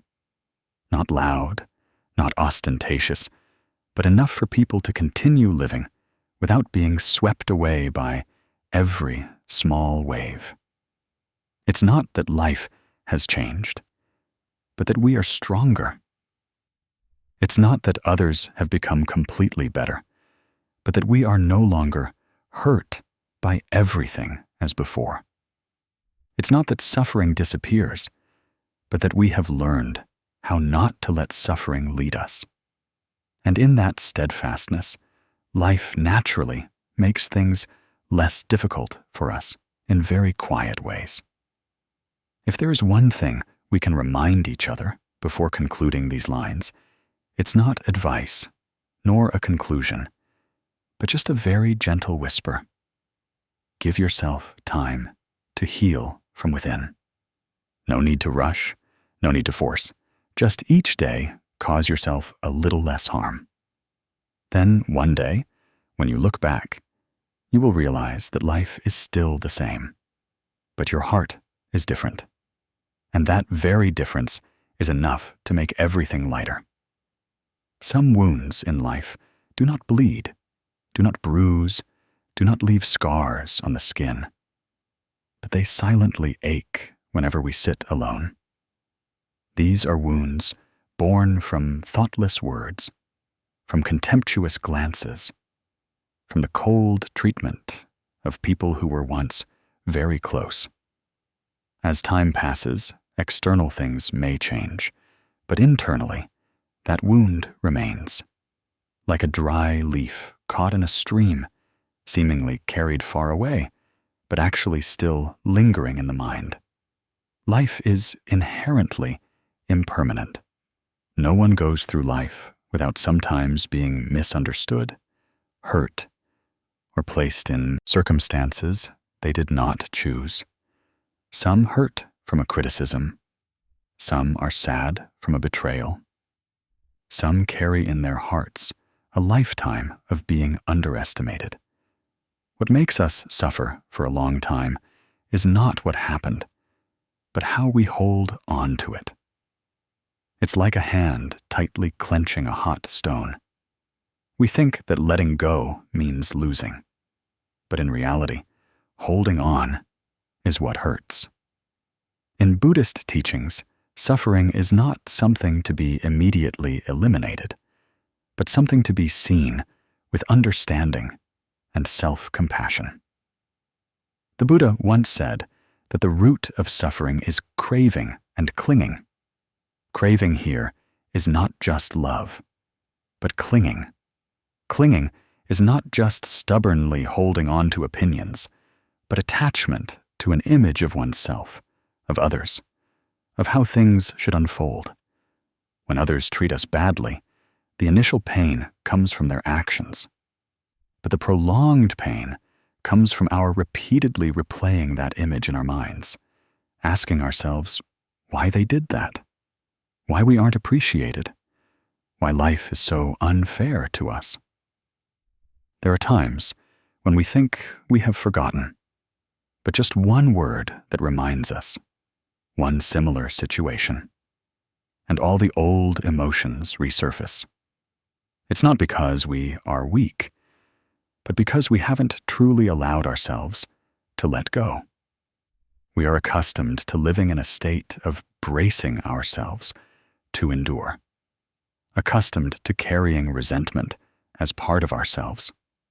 We fear that if we let go, we will lose something, no longer have a reason to protect ourselves. But the truth is, the more we brace, the more tired we become. The more we hold on, the harder the wound it is to heal. The human mind is very strange. When hurt, we tend to shrink, defend ourselves, build invisible walls. We think that this makes us safe. But in reality, these very walls prevent us from feeling the warmth around us. We become more sensitive to words, more easily triggered by trivial things. We no longer fully hear a sentence, but only the part that hurts us. We no longer fully see a person, but only the part that once harmed us. In that state, to simply say, "Forget it, be strong, think more positively," is no different from telling a cold person, "Warm yourself up by sheer willpower." Healing does not begin by forcing ourselves to be okay, but by allowing ourselves to be weak, to be sad, to acknowledge that we have been hurt, and then little by little, learning to embrace ourselves with understanding and compassion. Contemplative meditation is not something distant or esoteric. It doesn't require sitting in a perfect posture, doesn't need a special space, doesn't need deep knowledge of scriptures. Contemplative meditation is simply returning to oneself, to the breath, to the sensations present in this moment. When we sit still, place our hands on our heart and breathe slowly. We are sending a very gentle message to our body and mind that right now there is nothing to chase, nothing to resist. There are very ordinary afternoons, the sunlight not harsh, the wind not strong, everything seemingly unremarkable. But it is precisely in such moments, when we allow ourselves to stop, that the things forgotten in our hearts have a chance to be heard. Ong Ba had lived many years like this, a man who toiled his whole life, carrying much unexpressed resentment. He had been treated badly at work, misunderstood in his family, and felt unappreciated despite trying very hard. Initially, he carried that resentment like a familiar burden. He didn't complain, didn't blame, but he also didn't let go. Each day that passed, that heaviness silently accumulated, manifesting as fatigue, causeless irritability, and evenings spent sitting alone with a restless heart. He didn't know that it was precisely that repressed silence that was slowly draining his vitality. Until one day, on a very quiet afternoon, he sat down on the old chair on the porch, no one beside him, nothing urgent to do. He placed his hand on his chest, where he often felt the most heaviness, and for the first time in his life, he paid attention to his breath. He breathed in slowly, breathed out slowly. Each breath was like a gentle breeze passing over the rippling surface of water.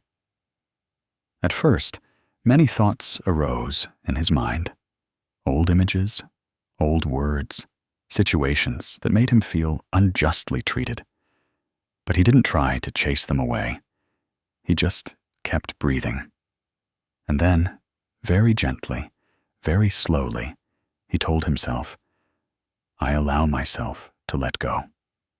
Not letting go of others, not letting go of memories, but letting go of the way he was holding on to this pain. In the afternoons that followed, he continued to sit like that, still placing his hand on his heart, still breathing slowly, still telling himself, "I don't need to carry this pain anymore." Not overnight did everything change, but gradually his expression softened, his voice slowed, his reactions were no longer as sharp as before. It wasn't because life stopped being difficult for him, but because he no longer carried a whole storehouse of resentment to face life. Healing begins by allowing oneself to be light. When we allow it, the body and mind have space to breathe. When we no longer force ourselves to be strong immediately, the wound has a chance to heal at its natural pace. Like a river, if constantly blocked by large rocks, the water will churn deep and become murky. When the rocks are moved aside, the river finds its own way. In contemplative meditation, There is no goal to achieve, no state that needs to be forced. There is only complete presence with what is. When we place our hand on our heart, we are reminding ourselves that this is the place that needs care. When we breathe slowly, we are giving our nervous system a rest.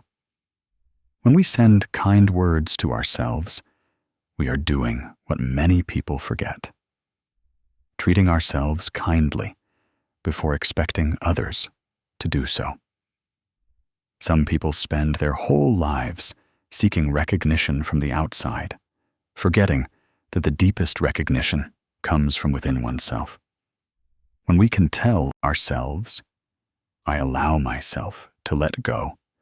I don't need to carry this pain anymore," then something very soft inside begins to dissolve. Not to forget everything, but to no longer be tightly locked in the past. Contemplation comes very gently. It doesn't arrive as a sudden flash of insight, but like morning dew gradually seeping into the earth. We begin to realize that what others do reflects more about them than it defines our value. We begin to see that we have lived kindly enough, according to our ability, in each stage. We begin to understand that holding on to pain doesn't make us stronger, but only makes us more tired. Contemplative meditation does not take away memories, but it changes our relationship with memories. Memories are no longer something to sink into, but become something to look back at with greater understanding. Like watching a cloud drift across the sky, the cloud is still a cloud, but the sky does not disappear because of it. And then, on very ordinary afternoons, when we sit quietly with ourselves, we can feel a very small but very real peace. Not a great joy, not exuberance, but the feeling of no longer having to fight against ourselves. We no longer need to prove that we are okay. We just need to be present, breathe, and allow. While there is no promise that all wounds will disappear from now on, life can still bring difficult situations and less than perfect treatment if we know how to return, place our hand on our heart, breathe slowly, and speak self-compassionate words to ourselves. Then each wound will no longer be a burden to carry forever. It becomes part of the journey, a reminder to remember that we have learned to love ourselves a little more. And perhaps that alone is enough to step forward lighter on this path. When people are still hurt, still wishing others would change so they would feel less pain, then the power to cause oneself suffering is still in the hands of others. Not because they are strong, but because our heart is still open. Not because they intentionally cause more pain, but because within us there is still a place for that pain to enter. Life is inherently impermanent, like clouds drifting across mountains. Sometimes the clouds are thick, sometimes they dissipate, sometimes the wind rises, sometimes it calms.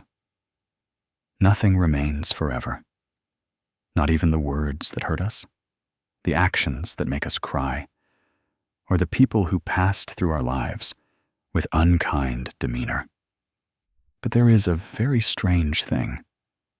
Our sadness often lingers longer than the very things that caused it. The person who hurt us might have forgotten long ago, but we still cling to that memory as if holding a thorn in our palm. The tighter we clench, the more it bleeds. The Buddha once said that suffering does not lie in circumstances, but in clinging. Pain does not lie in the words others speak, but in how long we hold those words in our minds. When we understand this, we begin to look at our sadness with a different eye, no longer blaming, no longer self-pitying, just quietly observing, as if watching a cloud drifting across the inner sky. Some days we are sad because of an unintentional word. Some nights we toss and turn because of a contemptuous glance. Some years we carry the feeling of being treated badly, like a long shadow behind us. We think that if the other person changed, if they apologized, if they understood, then our heart would be at peace. But the more we wait, the more we hope, the more tired we become. Because the root of that suffering does not lie in others, but in our own ego. The ego wants to be respected, wants to be recognized, wants to be treated fairly. When these desires are not met, the mind immediately reacts. That reaction, initially, is just sadness. Then it turns into anger, then resentment, and then a subtle, lingering heaviness. Buddhist teachings call this clinging. Clinging to an image of oneself, clinging to expectations, clinging to how others should behave towards us. When there is clinging, there is suffering. When clinging dissolves, suffering lightens. Not because life becomes less harsh, but because our heart has become more spacious. People have a very natural habit: reacting. When spoken too harshly, we want to retort. When underestimated, we want to prove ourselves.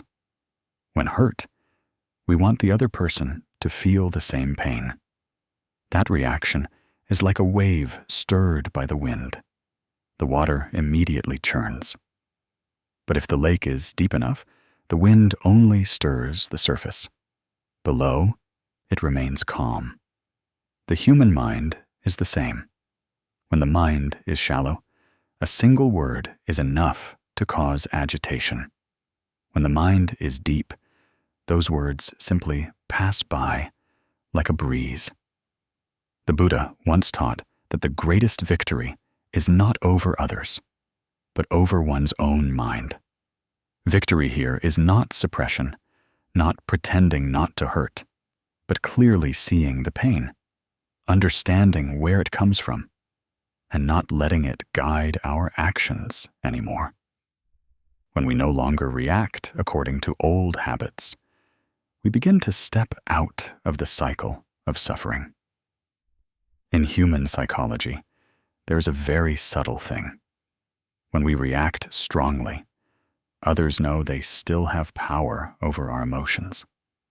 A glance, a word, a small action is enough to agitate us.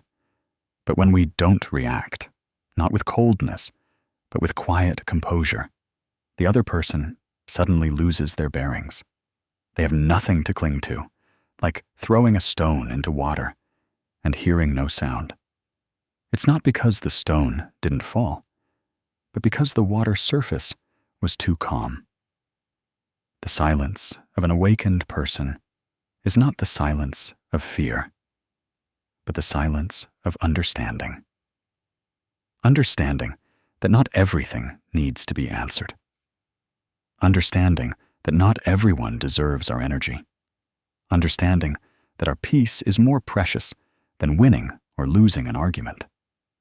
There's a story about a woman named Han, who used to be very sensitive.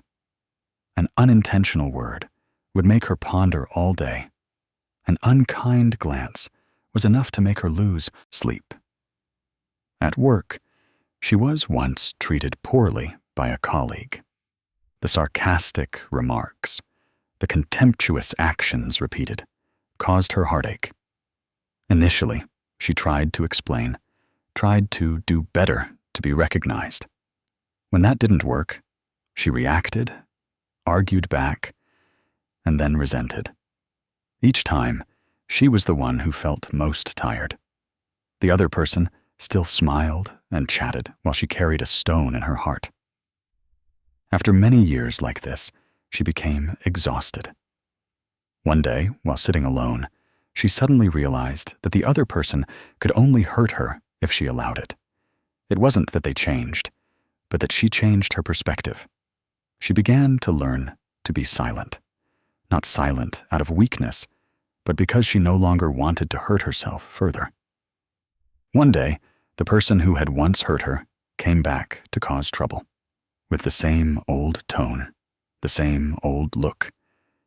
If it had been before, her heart would have pounded, her mouth would have wanted to speak, her mind would have thought of ways to refute, but this time she just smiled gently. A smile not of sarcasm, not of defiance, but simply because there was nothing left to respond to.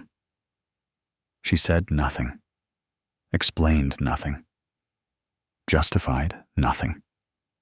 She returned to her work as if the incident hadn't touched her mind. The other person stood there for a moment, then left, not because they immediately understood, but because they no longer found the reaction they expected.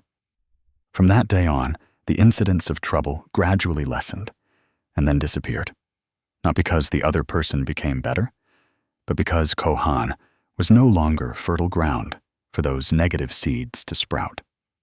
That story is not to say that silence will solve all external problems. Some things need to be spoken up about. Some injustices need to be voiced. But here, the silence of the awakened is an inner silence. It is when the mind is no longer agitated by things that are not worth it, when we no longer use others' words as a measure of our value. The Buddha once taught that if someone offers you a gift and you don't accept it, to whom does that gift belong? Malicious words are the same. When you don't accept them, they return to the speaker. But if you eagerly accept them, embrace them in your heart, then you are the one who carries the burden. When people are still sad, they are easily drawn into the spiral of winning and losing.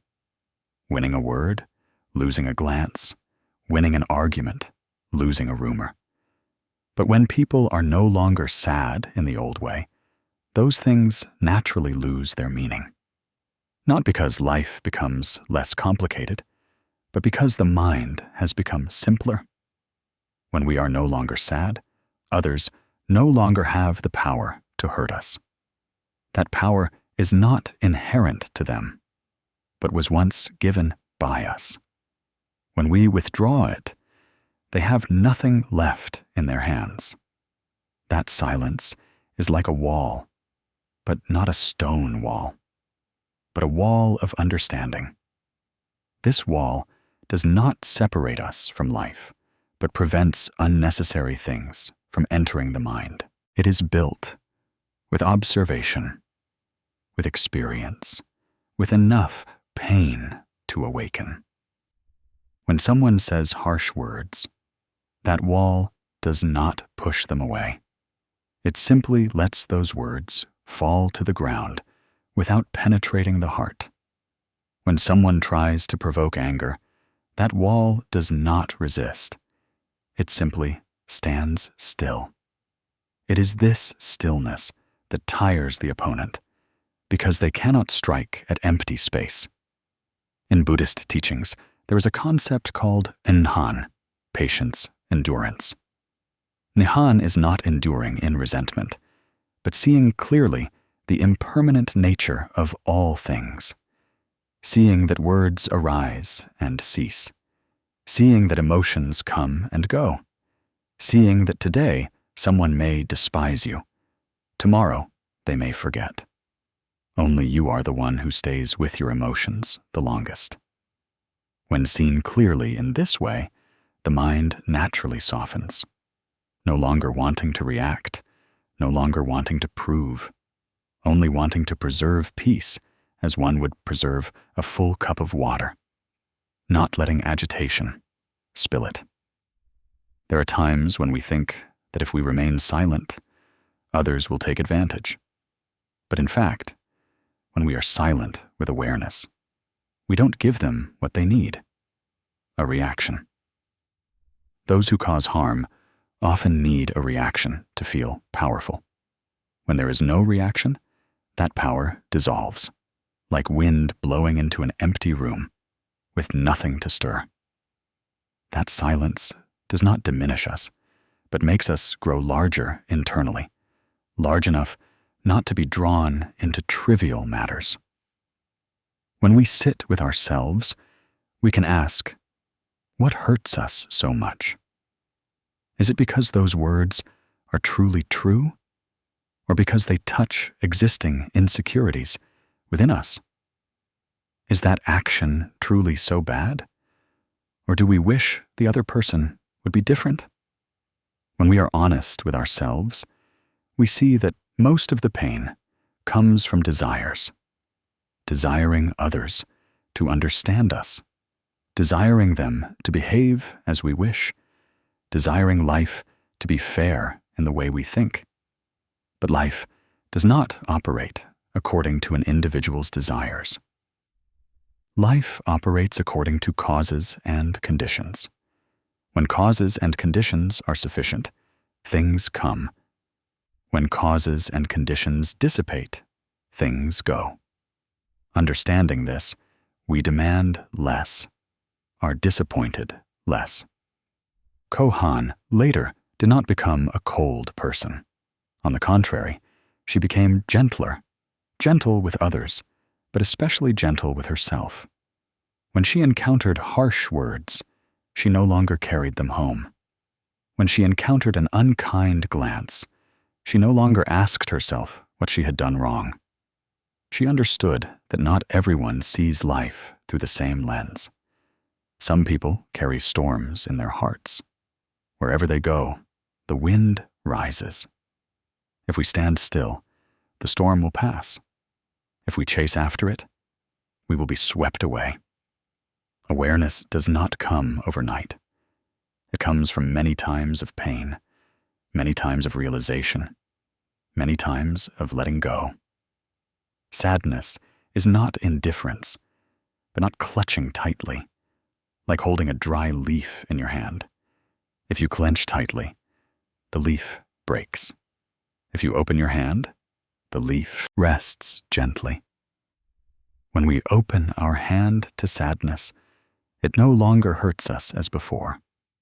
When we open our hand to others' words, they no longer pierce our heart. At that moment, we truly understand the saying that no resentment, no anger, no reaction is the greatest victory in a person's life. A victory not over anyone, but over the old reflexes in our own mind. And then there is a very gentle moment when we realize that we are no longer shut in the old way. There are still emotions, but no longer sinking. There are still interactions, but no longer prolonged pain. There are still unkind people, but they no longer make us lose sleep. That moment is not noisy. No one witnesses it. Only we know. Like a morning when we suddenly see dew melting on the leaves, without knowing when it began to melt. That is when others no longer have the power to hurt us. Not because they changed, but because we have stepped onto a different shore of understanding. No need to promise that from now on, there will be no more suffering.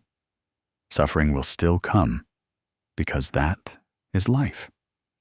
But when the mind has learned how to be silent in the right place, understand in the right place, let go in the right place, suffering will be lighter. Light as wind sweeping across the surface of water, just rippling and then fading. And in that lightness, we still live, still love, still work, but no longer carry a heart full of scratches. Just a heart that has learned to close the door when needed and open it when it is safe enough. The further we go in life, the more we see that time no longer rushes by as it once did. It is not hasty, not pushing, not forcing us to compete. Time now is like a river that has flowed through many rapids. It churns less, roars less, only flows quietly between familiar banks. Some mornings, we wake up, see the sunlight slanting across the roof, and suddenly realize we no longer eagerly want to conquer the world. We only wish for a day to pass with a light heart, only wish for a meal warm enough, words gentle enough, sleep deep enough. And in that moment, a very simple question arises. After half a lifetime, what do we still need to live on? Young people often believe that happiness lies ahead, that they must try harder, be better, win more to find peace. But after experiencing enough gains and losses, enough ups and downs, we realize that happiness is not ahead, nor behind. It is right where our mind stands. When the mind is restless, even standing on a peak feels precarious. When the mind is at peace, even in a very ordinary place, one feels complete. Impermanence teaches us that nothing stays forever. Fame fades. Money disperses. Loved ones may eventually part. Therefore, if we spend our whole lives clinging to things that will eventually be lost, we will never cease to worry. But if we know to return and hold on to something no one can take away, inner peace, then wherever we go, we will have a place to rest. Buddhist teachings do not tell people to run away from life. The Buddha only points out a very gentle truth. Suffering does not come from how much we have, but from how much we cling to. It is not because life is unfair that we suffer, but because we wish life to conform to our will.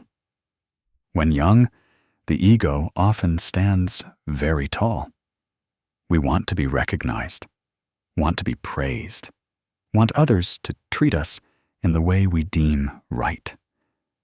When that doesn't happen, we become sad, angry, and feel offended. But the root of these emotions does not lie in others. It lies in our own clinging to the image we want to become, clinging to the role we believe we deserve, clinging to the competition that society portrays. In the scriptures, the Buddha once said that suffering arises from craving, from attachment. Craving is not just love. Craving is also wanting to hold on, wanting to control, wanting everything to be exactly as we wish. The greater the craving, the deeper the disappointment, the more desires, the thicker the sadness. People often blame others for being fickle, blame life for being harsh, but rarely turn inward to ask their own hearts, what do I expect from them? And is that expectation truly necessary? In the latter half of life, this question becomes clearer than ever. We begin to feel tired of having to prove we are right. We begin to feel heavy when we have to strive to be better than someone else. We begin to understand that some competitions, even if won, bring no joy. The human mind is very strange. When it doesn't have something, it thinks that having it will bring peace. Once it has it, it fears losing it. When praised, we are happy for a moment. When criticized, we are sad for a very long time. That sadness is not because the criticism is so harsh, but because it touches the fragile ego within. In the first half of life, that ego is like a thin glass, easily chipped by a single disagreeable word. But if we don't realize this, we will forever be asking others not to hurt us instead of making ourselves stronger. As people age, they tend to turn inward, not because they no longer dream, but because they have understood their limitations. They begin to distinguish between what is necessary and what is merely superfluous. They begin to see clearly that many past arguments left nothing but exhaustion. Many past comparisons did not make them happier, only more restless. When the mind has experienced enough storms, it no longer wants to shout to prove itself. It only wants to be at peace. The story of Ong Bei is a very real, very authentic story. He is not a Zen master, nor a practitioner in the conventional sense. He is just an ordinary man who has lived almost a full life as a husband, father, and laborer. In his youth, he also competed, also thought he had to be as good as others, and also felt upset when he was underestimated. There were years he threw himself into work, even neglecting his health, just because he feared being inferior to his friends. But then time passed. His body was no longer as before. The people he used to compare himself with each went their separate ways. Some became richer, some poorer. Some had left this life. And on a very ordinary afternoon, he suddenly realized he was tired of running. When his grandchildren asked him what he still wished for in the latter half of his life, he just smiled gently and said, "Dad doesn't need to be better than anyone. Dad just needs to not feel heavy-hearted every day." Those words sound simple, but they contain a lifetime of contemplation. He didn't say he was enlightened, nor did he say he was free from suffering. He just spoke a very true thing from his heart. He no longer wanted to wake up with a list of worries. He no longer wanted to eat a meal, while his mind still calculated gains and losses. He no longer wanted to bring the frustrations from outside life home to vent on his loved ones. From that day on, he lived slower. He woke up a little earlier to drink tea, came home a little earlier in the afternoon to water his plants. He no longer participated in competitive conversations. Whatever people said, he listened and let it go. Not because he didn't know right from wrong, but because he saw no need to prove it. He understood that everyone has their own river, and you cannot force any river to flow as you wish. He chose to keep the river within his own heart less murky. Some people, looking in, might say he gave up. But only those who have strained themselves their whole lives understand that letting go at the right time is not defeat, but self-compassion. Ong Bei didn't get richer, but he slept better. He wasn't famous, but he smiled more. And in that gentle smile, there was something very hard to name: peace of mind. In the latter half of life, many people begin to fear. Fear old age, fear illness, fear loneliness. But the greatest fear is not age, but an unsettled mind. When the mind is unsettled, we fear everything. The words of others, the gaze of the world, even things that haven't happened yet. But when the mind is a little more at peace, we begin to see that many past fears were just clouds. Clouds come and clouds go. The sky remains the sky. Buddhist teachings do not promise that living well means life will no longer have suffering.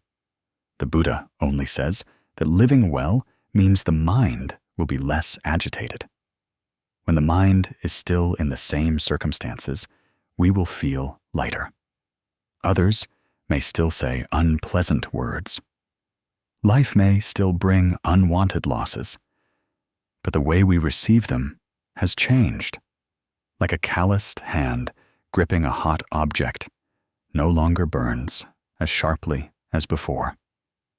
Not because the fire is less hot, but because the hand is tougher. Living well in the latter half of life is not about doing anything grand.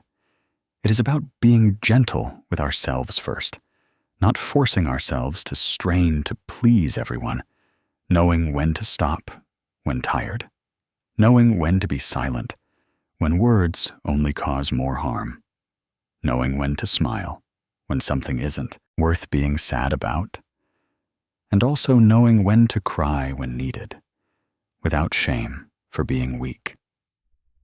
Some afternoons, Ong Bei sits on the porch, watching the leaves fall without thinking much. Leaves fall because it's time for them to fall. People age because it's time for them to age. No need to resist. No need to be sad. Just to go with the flow. In that acceptance lies a very deep peace. Peace not because everything is good, but because the heart has accepted even imperfections. In the latter half of life, we don't need to win against anyone. Everyone has their own race and their own finish line. When we have gone far enough, we will see that not everyone who finishes first is happier.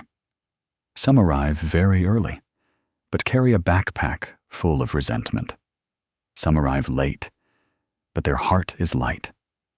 What matters is not the position, but the baggage in the mind. If there is one thing to wish for in the latter half of life, it is not an end to suffering, but an understanding of suffering. Understanding so as not to blame others. Understanding so as not to torment oneself. Understanding so that when we are sad, we know why we are sad, and don't let that sadness lead us too far. Understanding so that when we are happy, we appreciate it without clinging. Live well and life will heal is not a firm promise, but living well is the only way for the mind to have a chance to heal. When the mind is a little healthier, even if life is still bumpy, we walk more steadily. And perhaps in the end, what remains is not how we fared against others, but how we lived with our own heart. In the latter half of life, if each day passes without a heavy heart, then perhaps, as Ong Bai said, that is enough for one human life. There are evenings when all sounds outside have quieted, yet the human heart becomes noisier than ever. Not because life suddenly becomes too harsh, but because when there is nothing left to be busy with, old sorrows have a chance to surface. Impermanence is like that. During the day, we can smile, be strong, pretend to be fine. But at night, when the lights dim, when no one is watching, we can clearly hear our own sighs. Some sorrows are not loud, not tearful, just a feeling of fatigue spreading across the chest, like a leaf that has been soaked in water for too long, unable to float anymore. Life, inherently, does not promise fairness. Some people pass through our lives very lightly, leaving only a greeting. Some step in deeply, bringing hope, then leave, leaving an emptiness that takes a long time to fill. Impermanence is not just the change of scenery, but the change of human hearts. Today, they may still love. Tomorrow, they may be different. Today, we still believe. Tomorrow, we may have to learn to accept. When we understand impermanence, we are no longer too surprised by bad treatment. We are only sad because we once hoped for something different. In Buddhist teachings, suffering is not a sentence, but a truth that needs to be faced directly. Suffering arises not only because others hurt us, but because we still hold in our hearts a desire that they will not do such things. We wish they would understand us. We wish they would be fair. We wish they would be kind as we have been. When wishes are not granted, the mind begins to contract, like a hand gripping a rope too tightly. Ultimately, we are the first to be hurt. The Buddha once taught that where there is clinging, there is suffering. Clinging to people, clinging to love, clinging to the beautiful image we build in our minds. When that image shatters, we hurt not only from their actions, but also from our dreams having no place to stand. People often think that pain comes from outside, but if we look deeper, we will see that the pain is more from the wounded ego than from the event itself. When treated badly, we are not just sad about the words or actions, but sad about the feeling of not being appreciated. That feeling directly touches the inherently fragile ego, the ego that wants to be recognized, wants to be loved correctly, wants to be treated fairly. When life does not comply, the ego reacts with sadness, resentment, and sometimes self-blame. We begin to ask what we did wrong, or if we are not good enough. But very often, the simple answer is that the other person is no longer capable of treating us more kindly. The human mind has a very painful habit. When hurt, we tend to hold on to the pain, like holding a shard in our hand, hoping it will remind us not to be hurt again. But the more we hold it, the more our hand swells with blood. We think that if we let go, the pain will become meaningless. But the truth is, letting go does not make the past disappear. It only makes the present bleed less. Some people carry pain for many years, not because the pain is too great, but because they have never put it down. A mother once told a story about living her whole life for her children.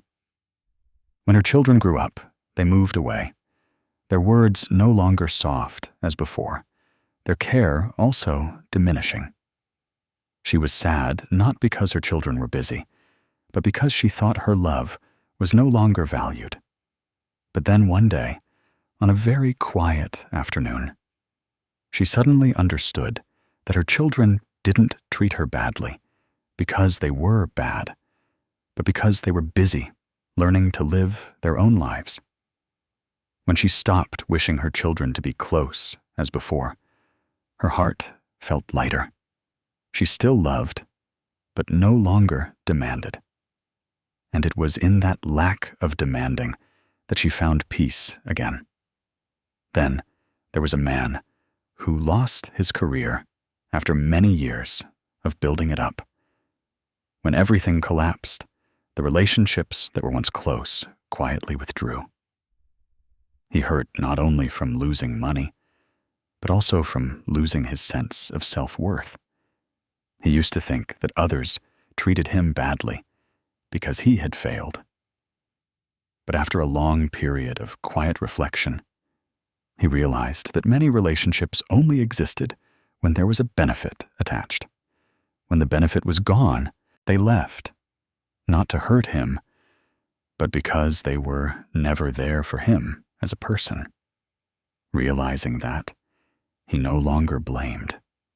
He began to rebuild his life from small things, and the first thing he rebuilt was his self-respect, independent of others' opinions. In Zen, there is a very simple story. A disciple complained to the master that he had been insulted by someone. The Zen master didn't answer immediately. He just poured tea. The tea overflowed the cup. The disciple was startled. The master smiled and said, "When your mind is full, adding more only makes it overflow. It's not that the other person's words are too harsh, but that your mind already holds too many expectations about how they should treat you. When you expect less, harsh words also become lighter." That story doesn't teach people to endure, but to look back at the cup in their own heart. When hurt, we often want an apology, compensation, a clear ending. But life doesn't always give us those things.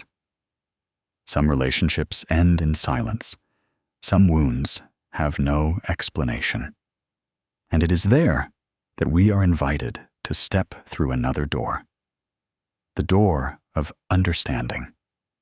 Understanding that not everyone who enters our lives is meant to stay. Understanding that some pains don't need to be carried for a lifetime. Just carry the lesson, then put the rest down. Living well is not living to prove to anyone that we are right. Living well is living so that each evening our heart feels less tormented. When we choose to live kindly, not for others to change, but so that we don't lose ourselves. Life may not heal immediately. Old memories may still return sometimes. But each time they return, if we don't cling tightly, they will stay shorter, like clouds passing across the sky. The sky doesn't need to chase away the clouds. It just needs to be wide enough for the clouds to drift by themselves. If you are sad today, allow yourself to be sad. Don't rush to blame yourself for being weak. Sadness doesn't diminish you. Sadness only says that you once genuinely cared. But please also remember that not everyone who treats you badly deserves to stay in your heart. Not every pain needs to be carried until tomorrow. You can put it down, not because you forget, but because you care for yourself more. Life will continue with new people, new circumstances. When you live well, live gently, live true to your heart, you are quietly healing. It may be slow, it may go unnoticed, but little by little, you will feel your heart lighten. And when your heart lightens, your steps will be lighter, not to go faster than anyone, but to go further with yourself. And perhaps, in that lightness, you will understand that living well is not a promise for the future, but a gentleness for the present. When the present is gentle enough, even if life is not perfect, it has already healed much.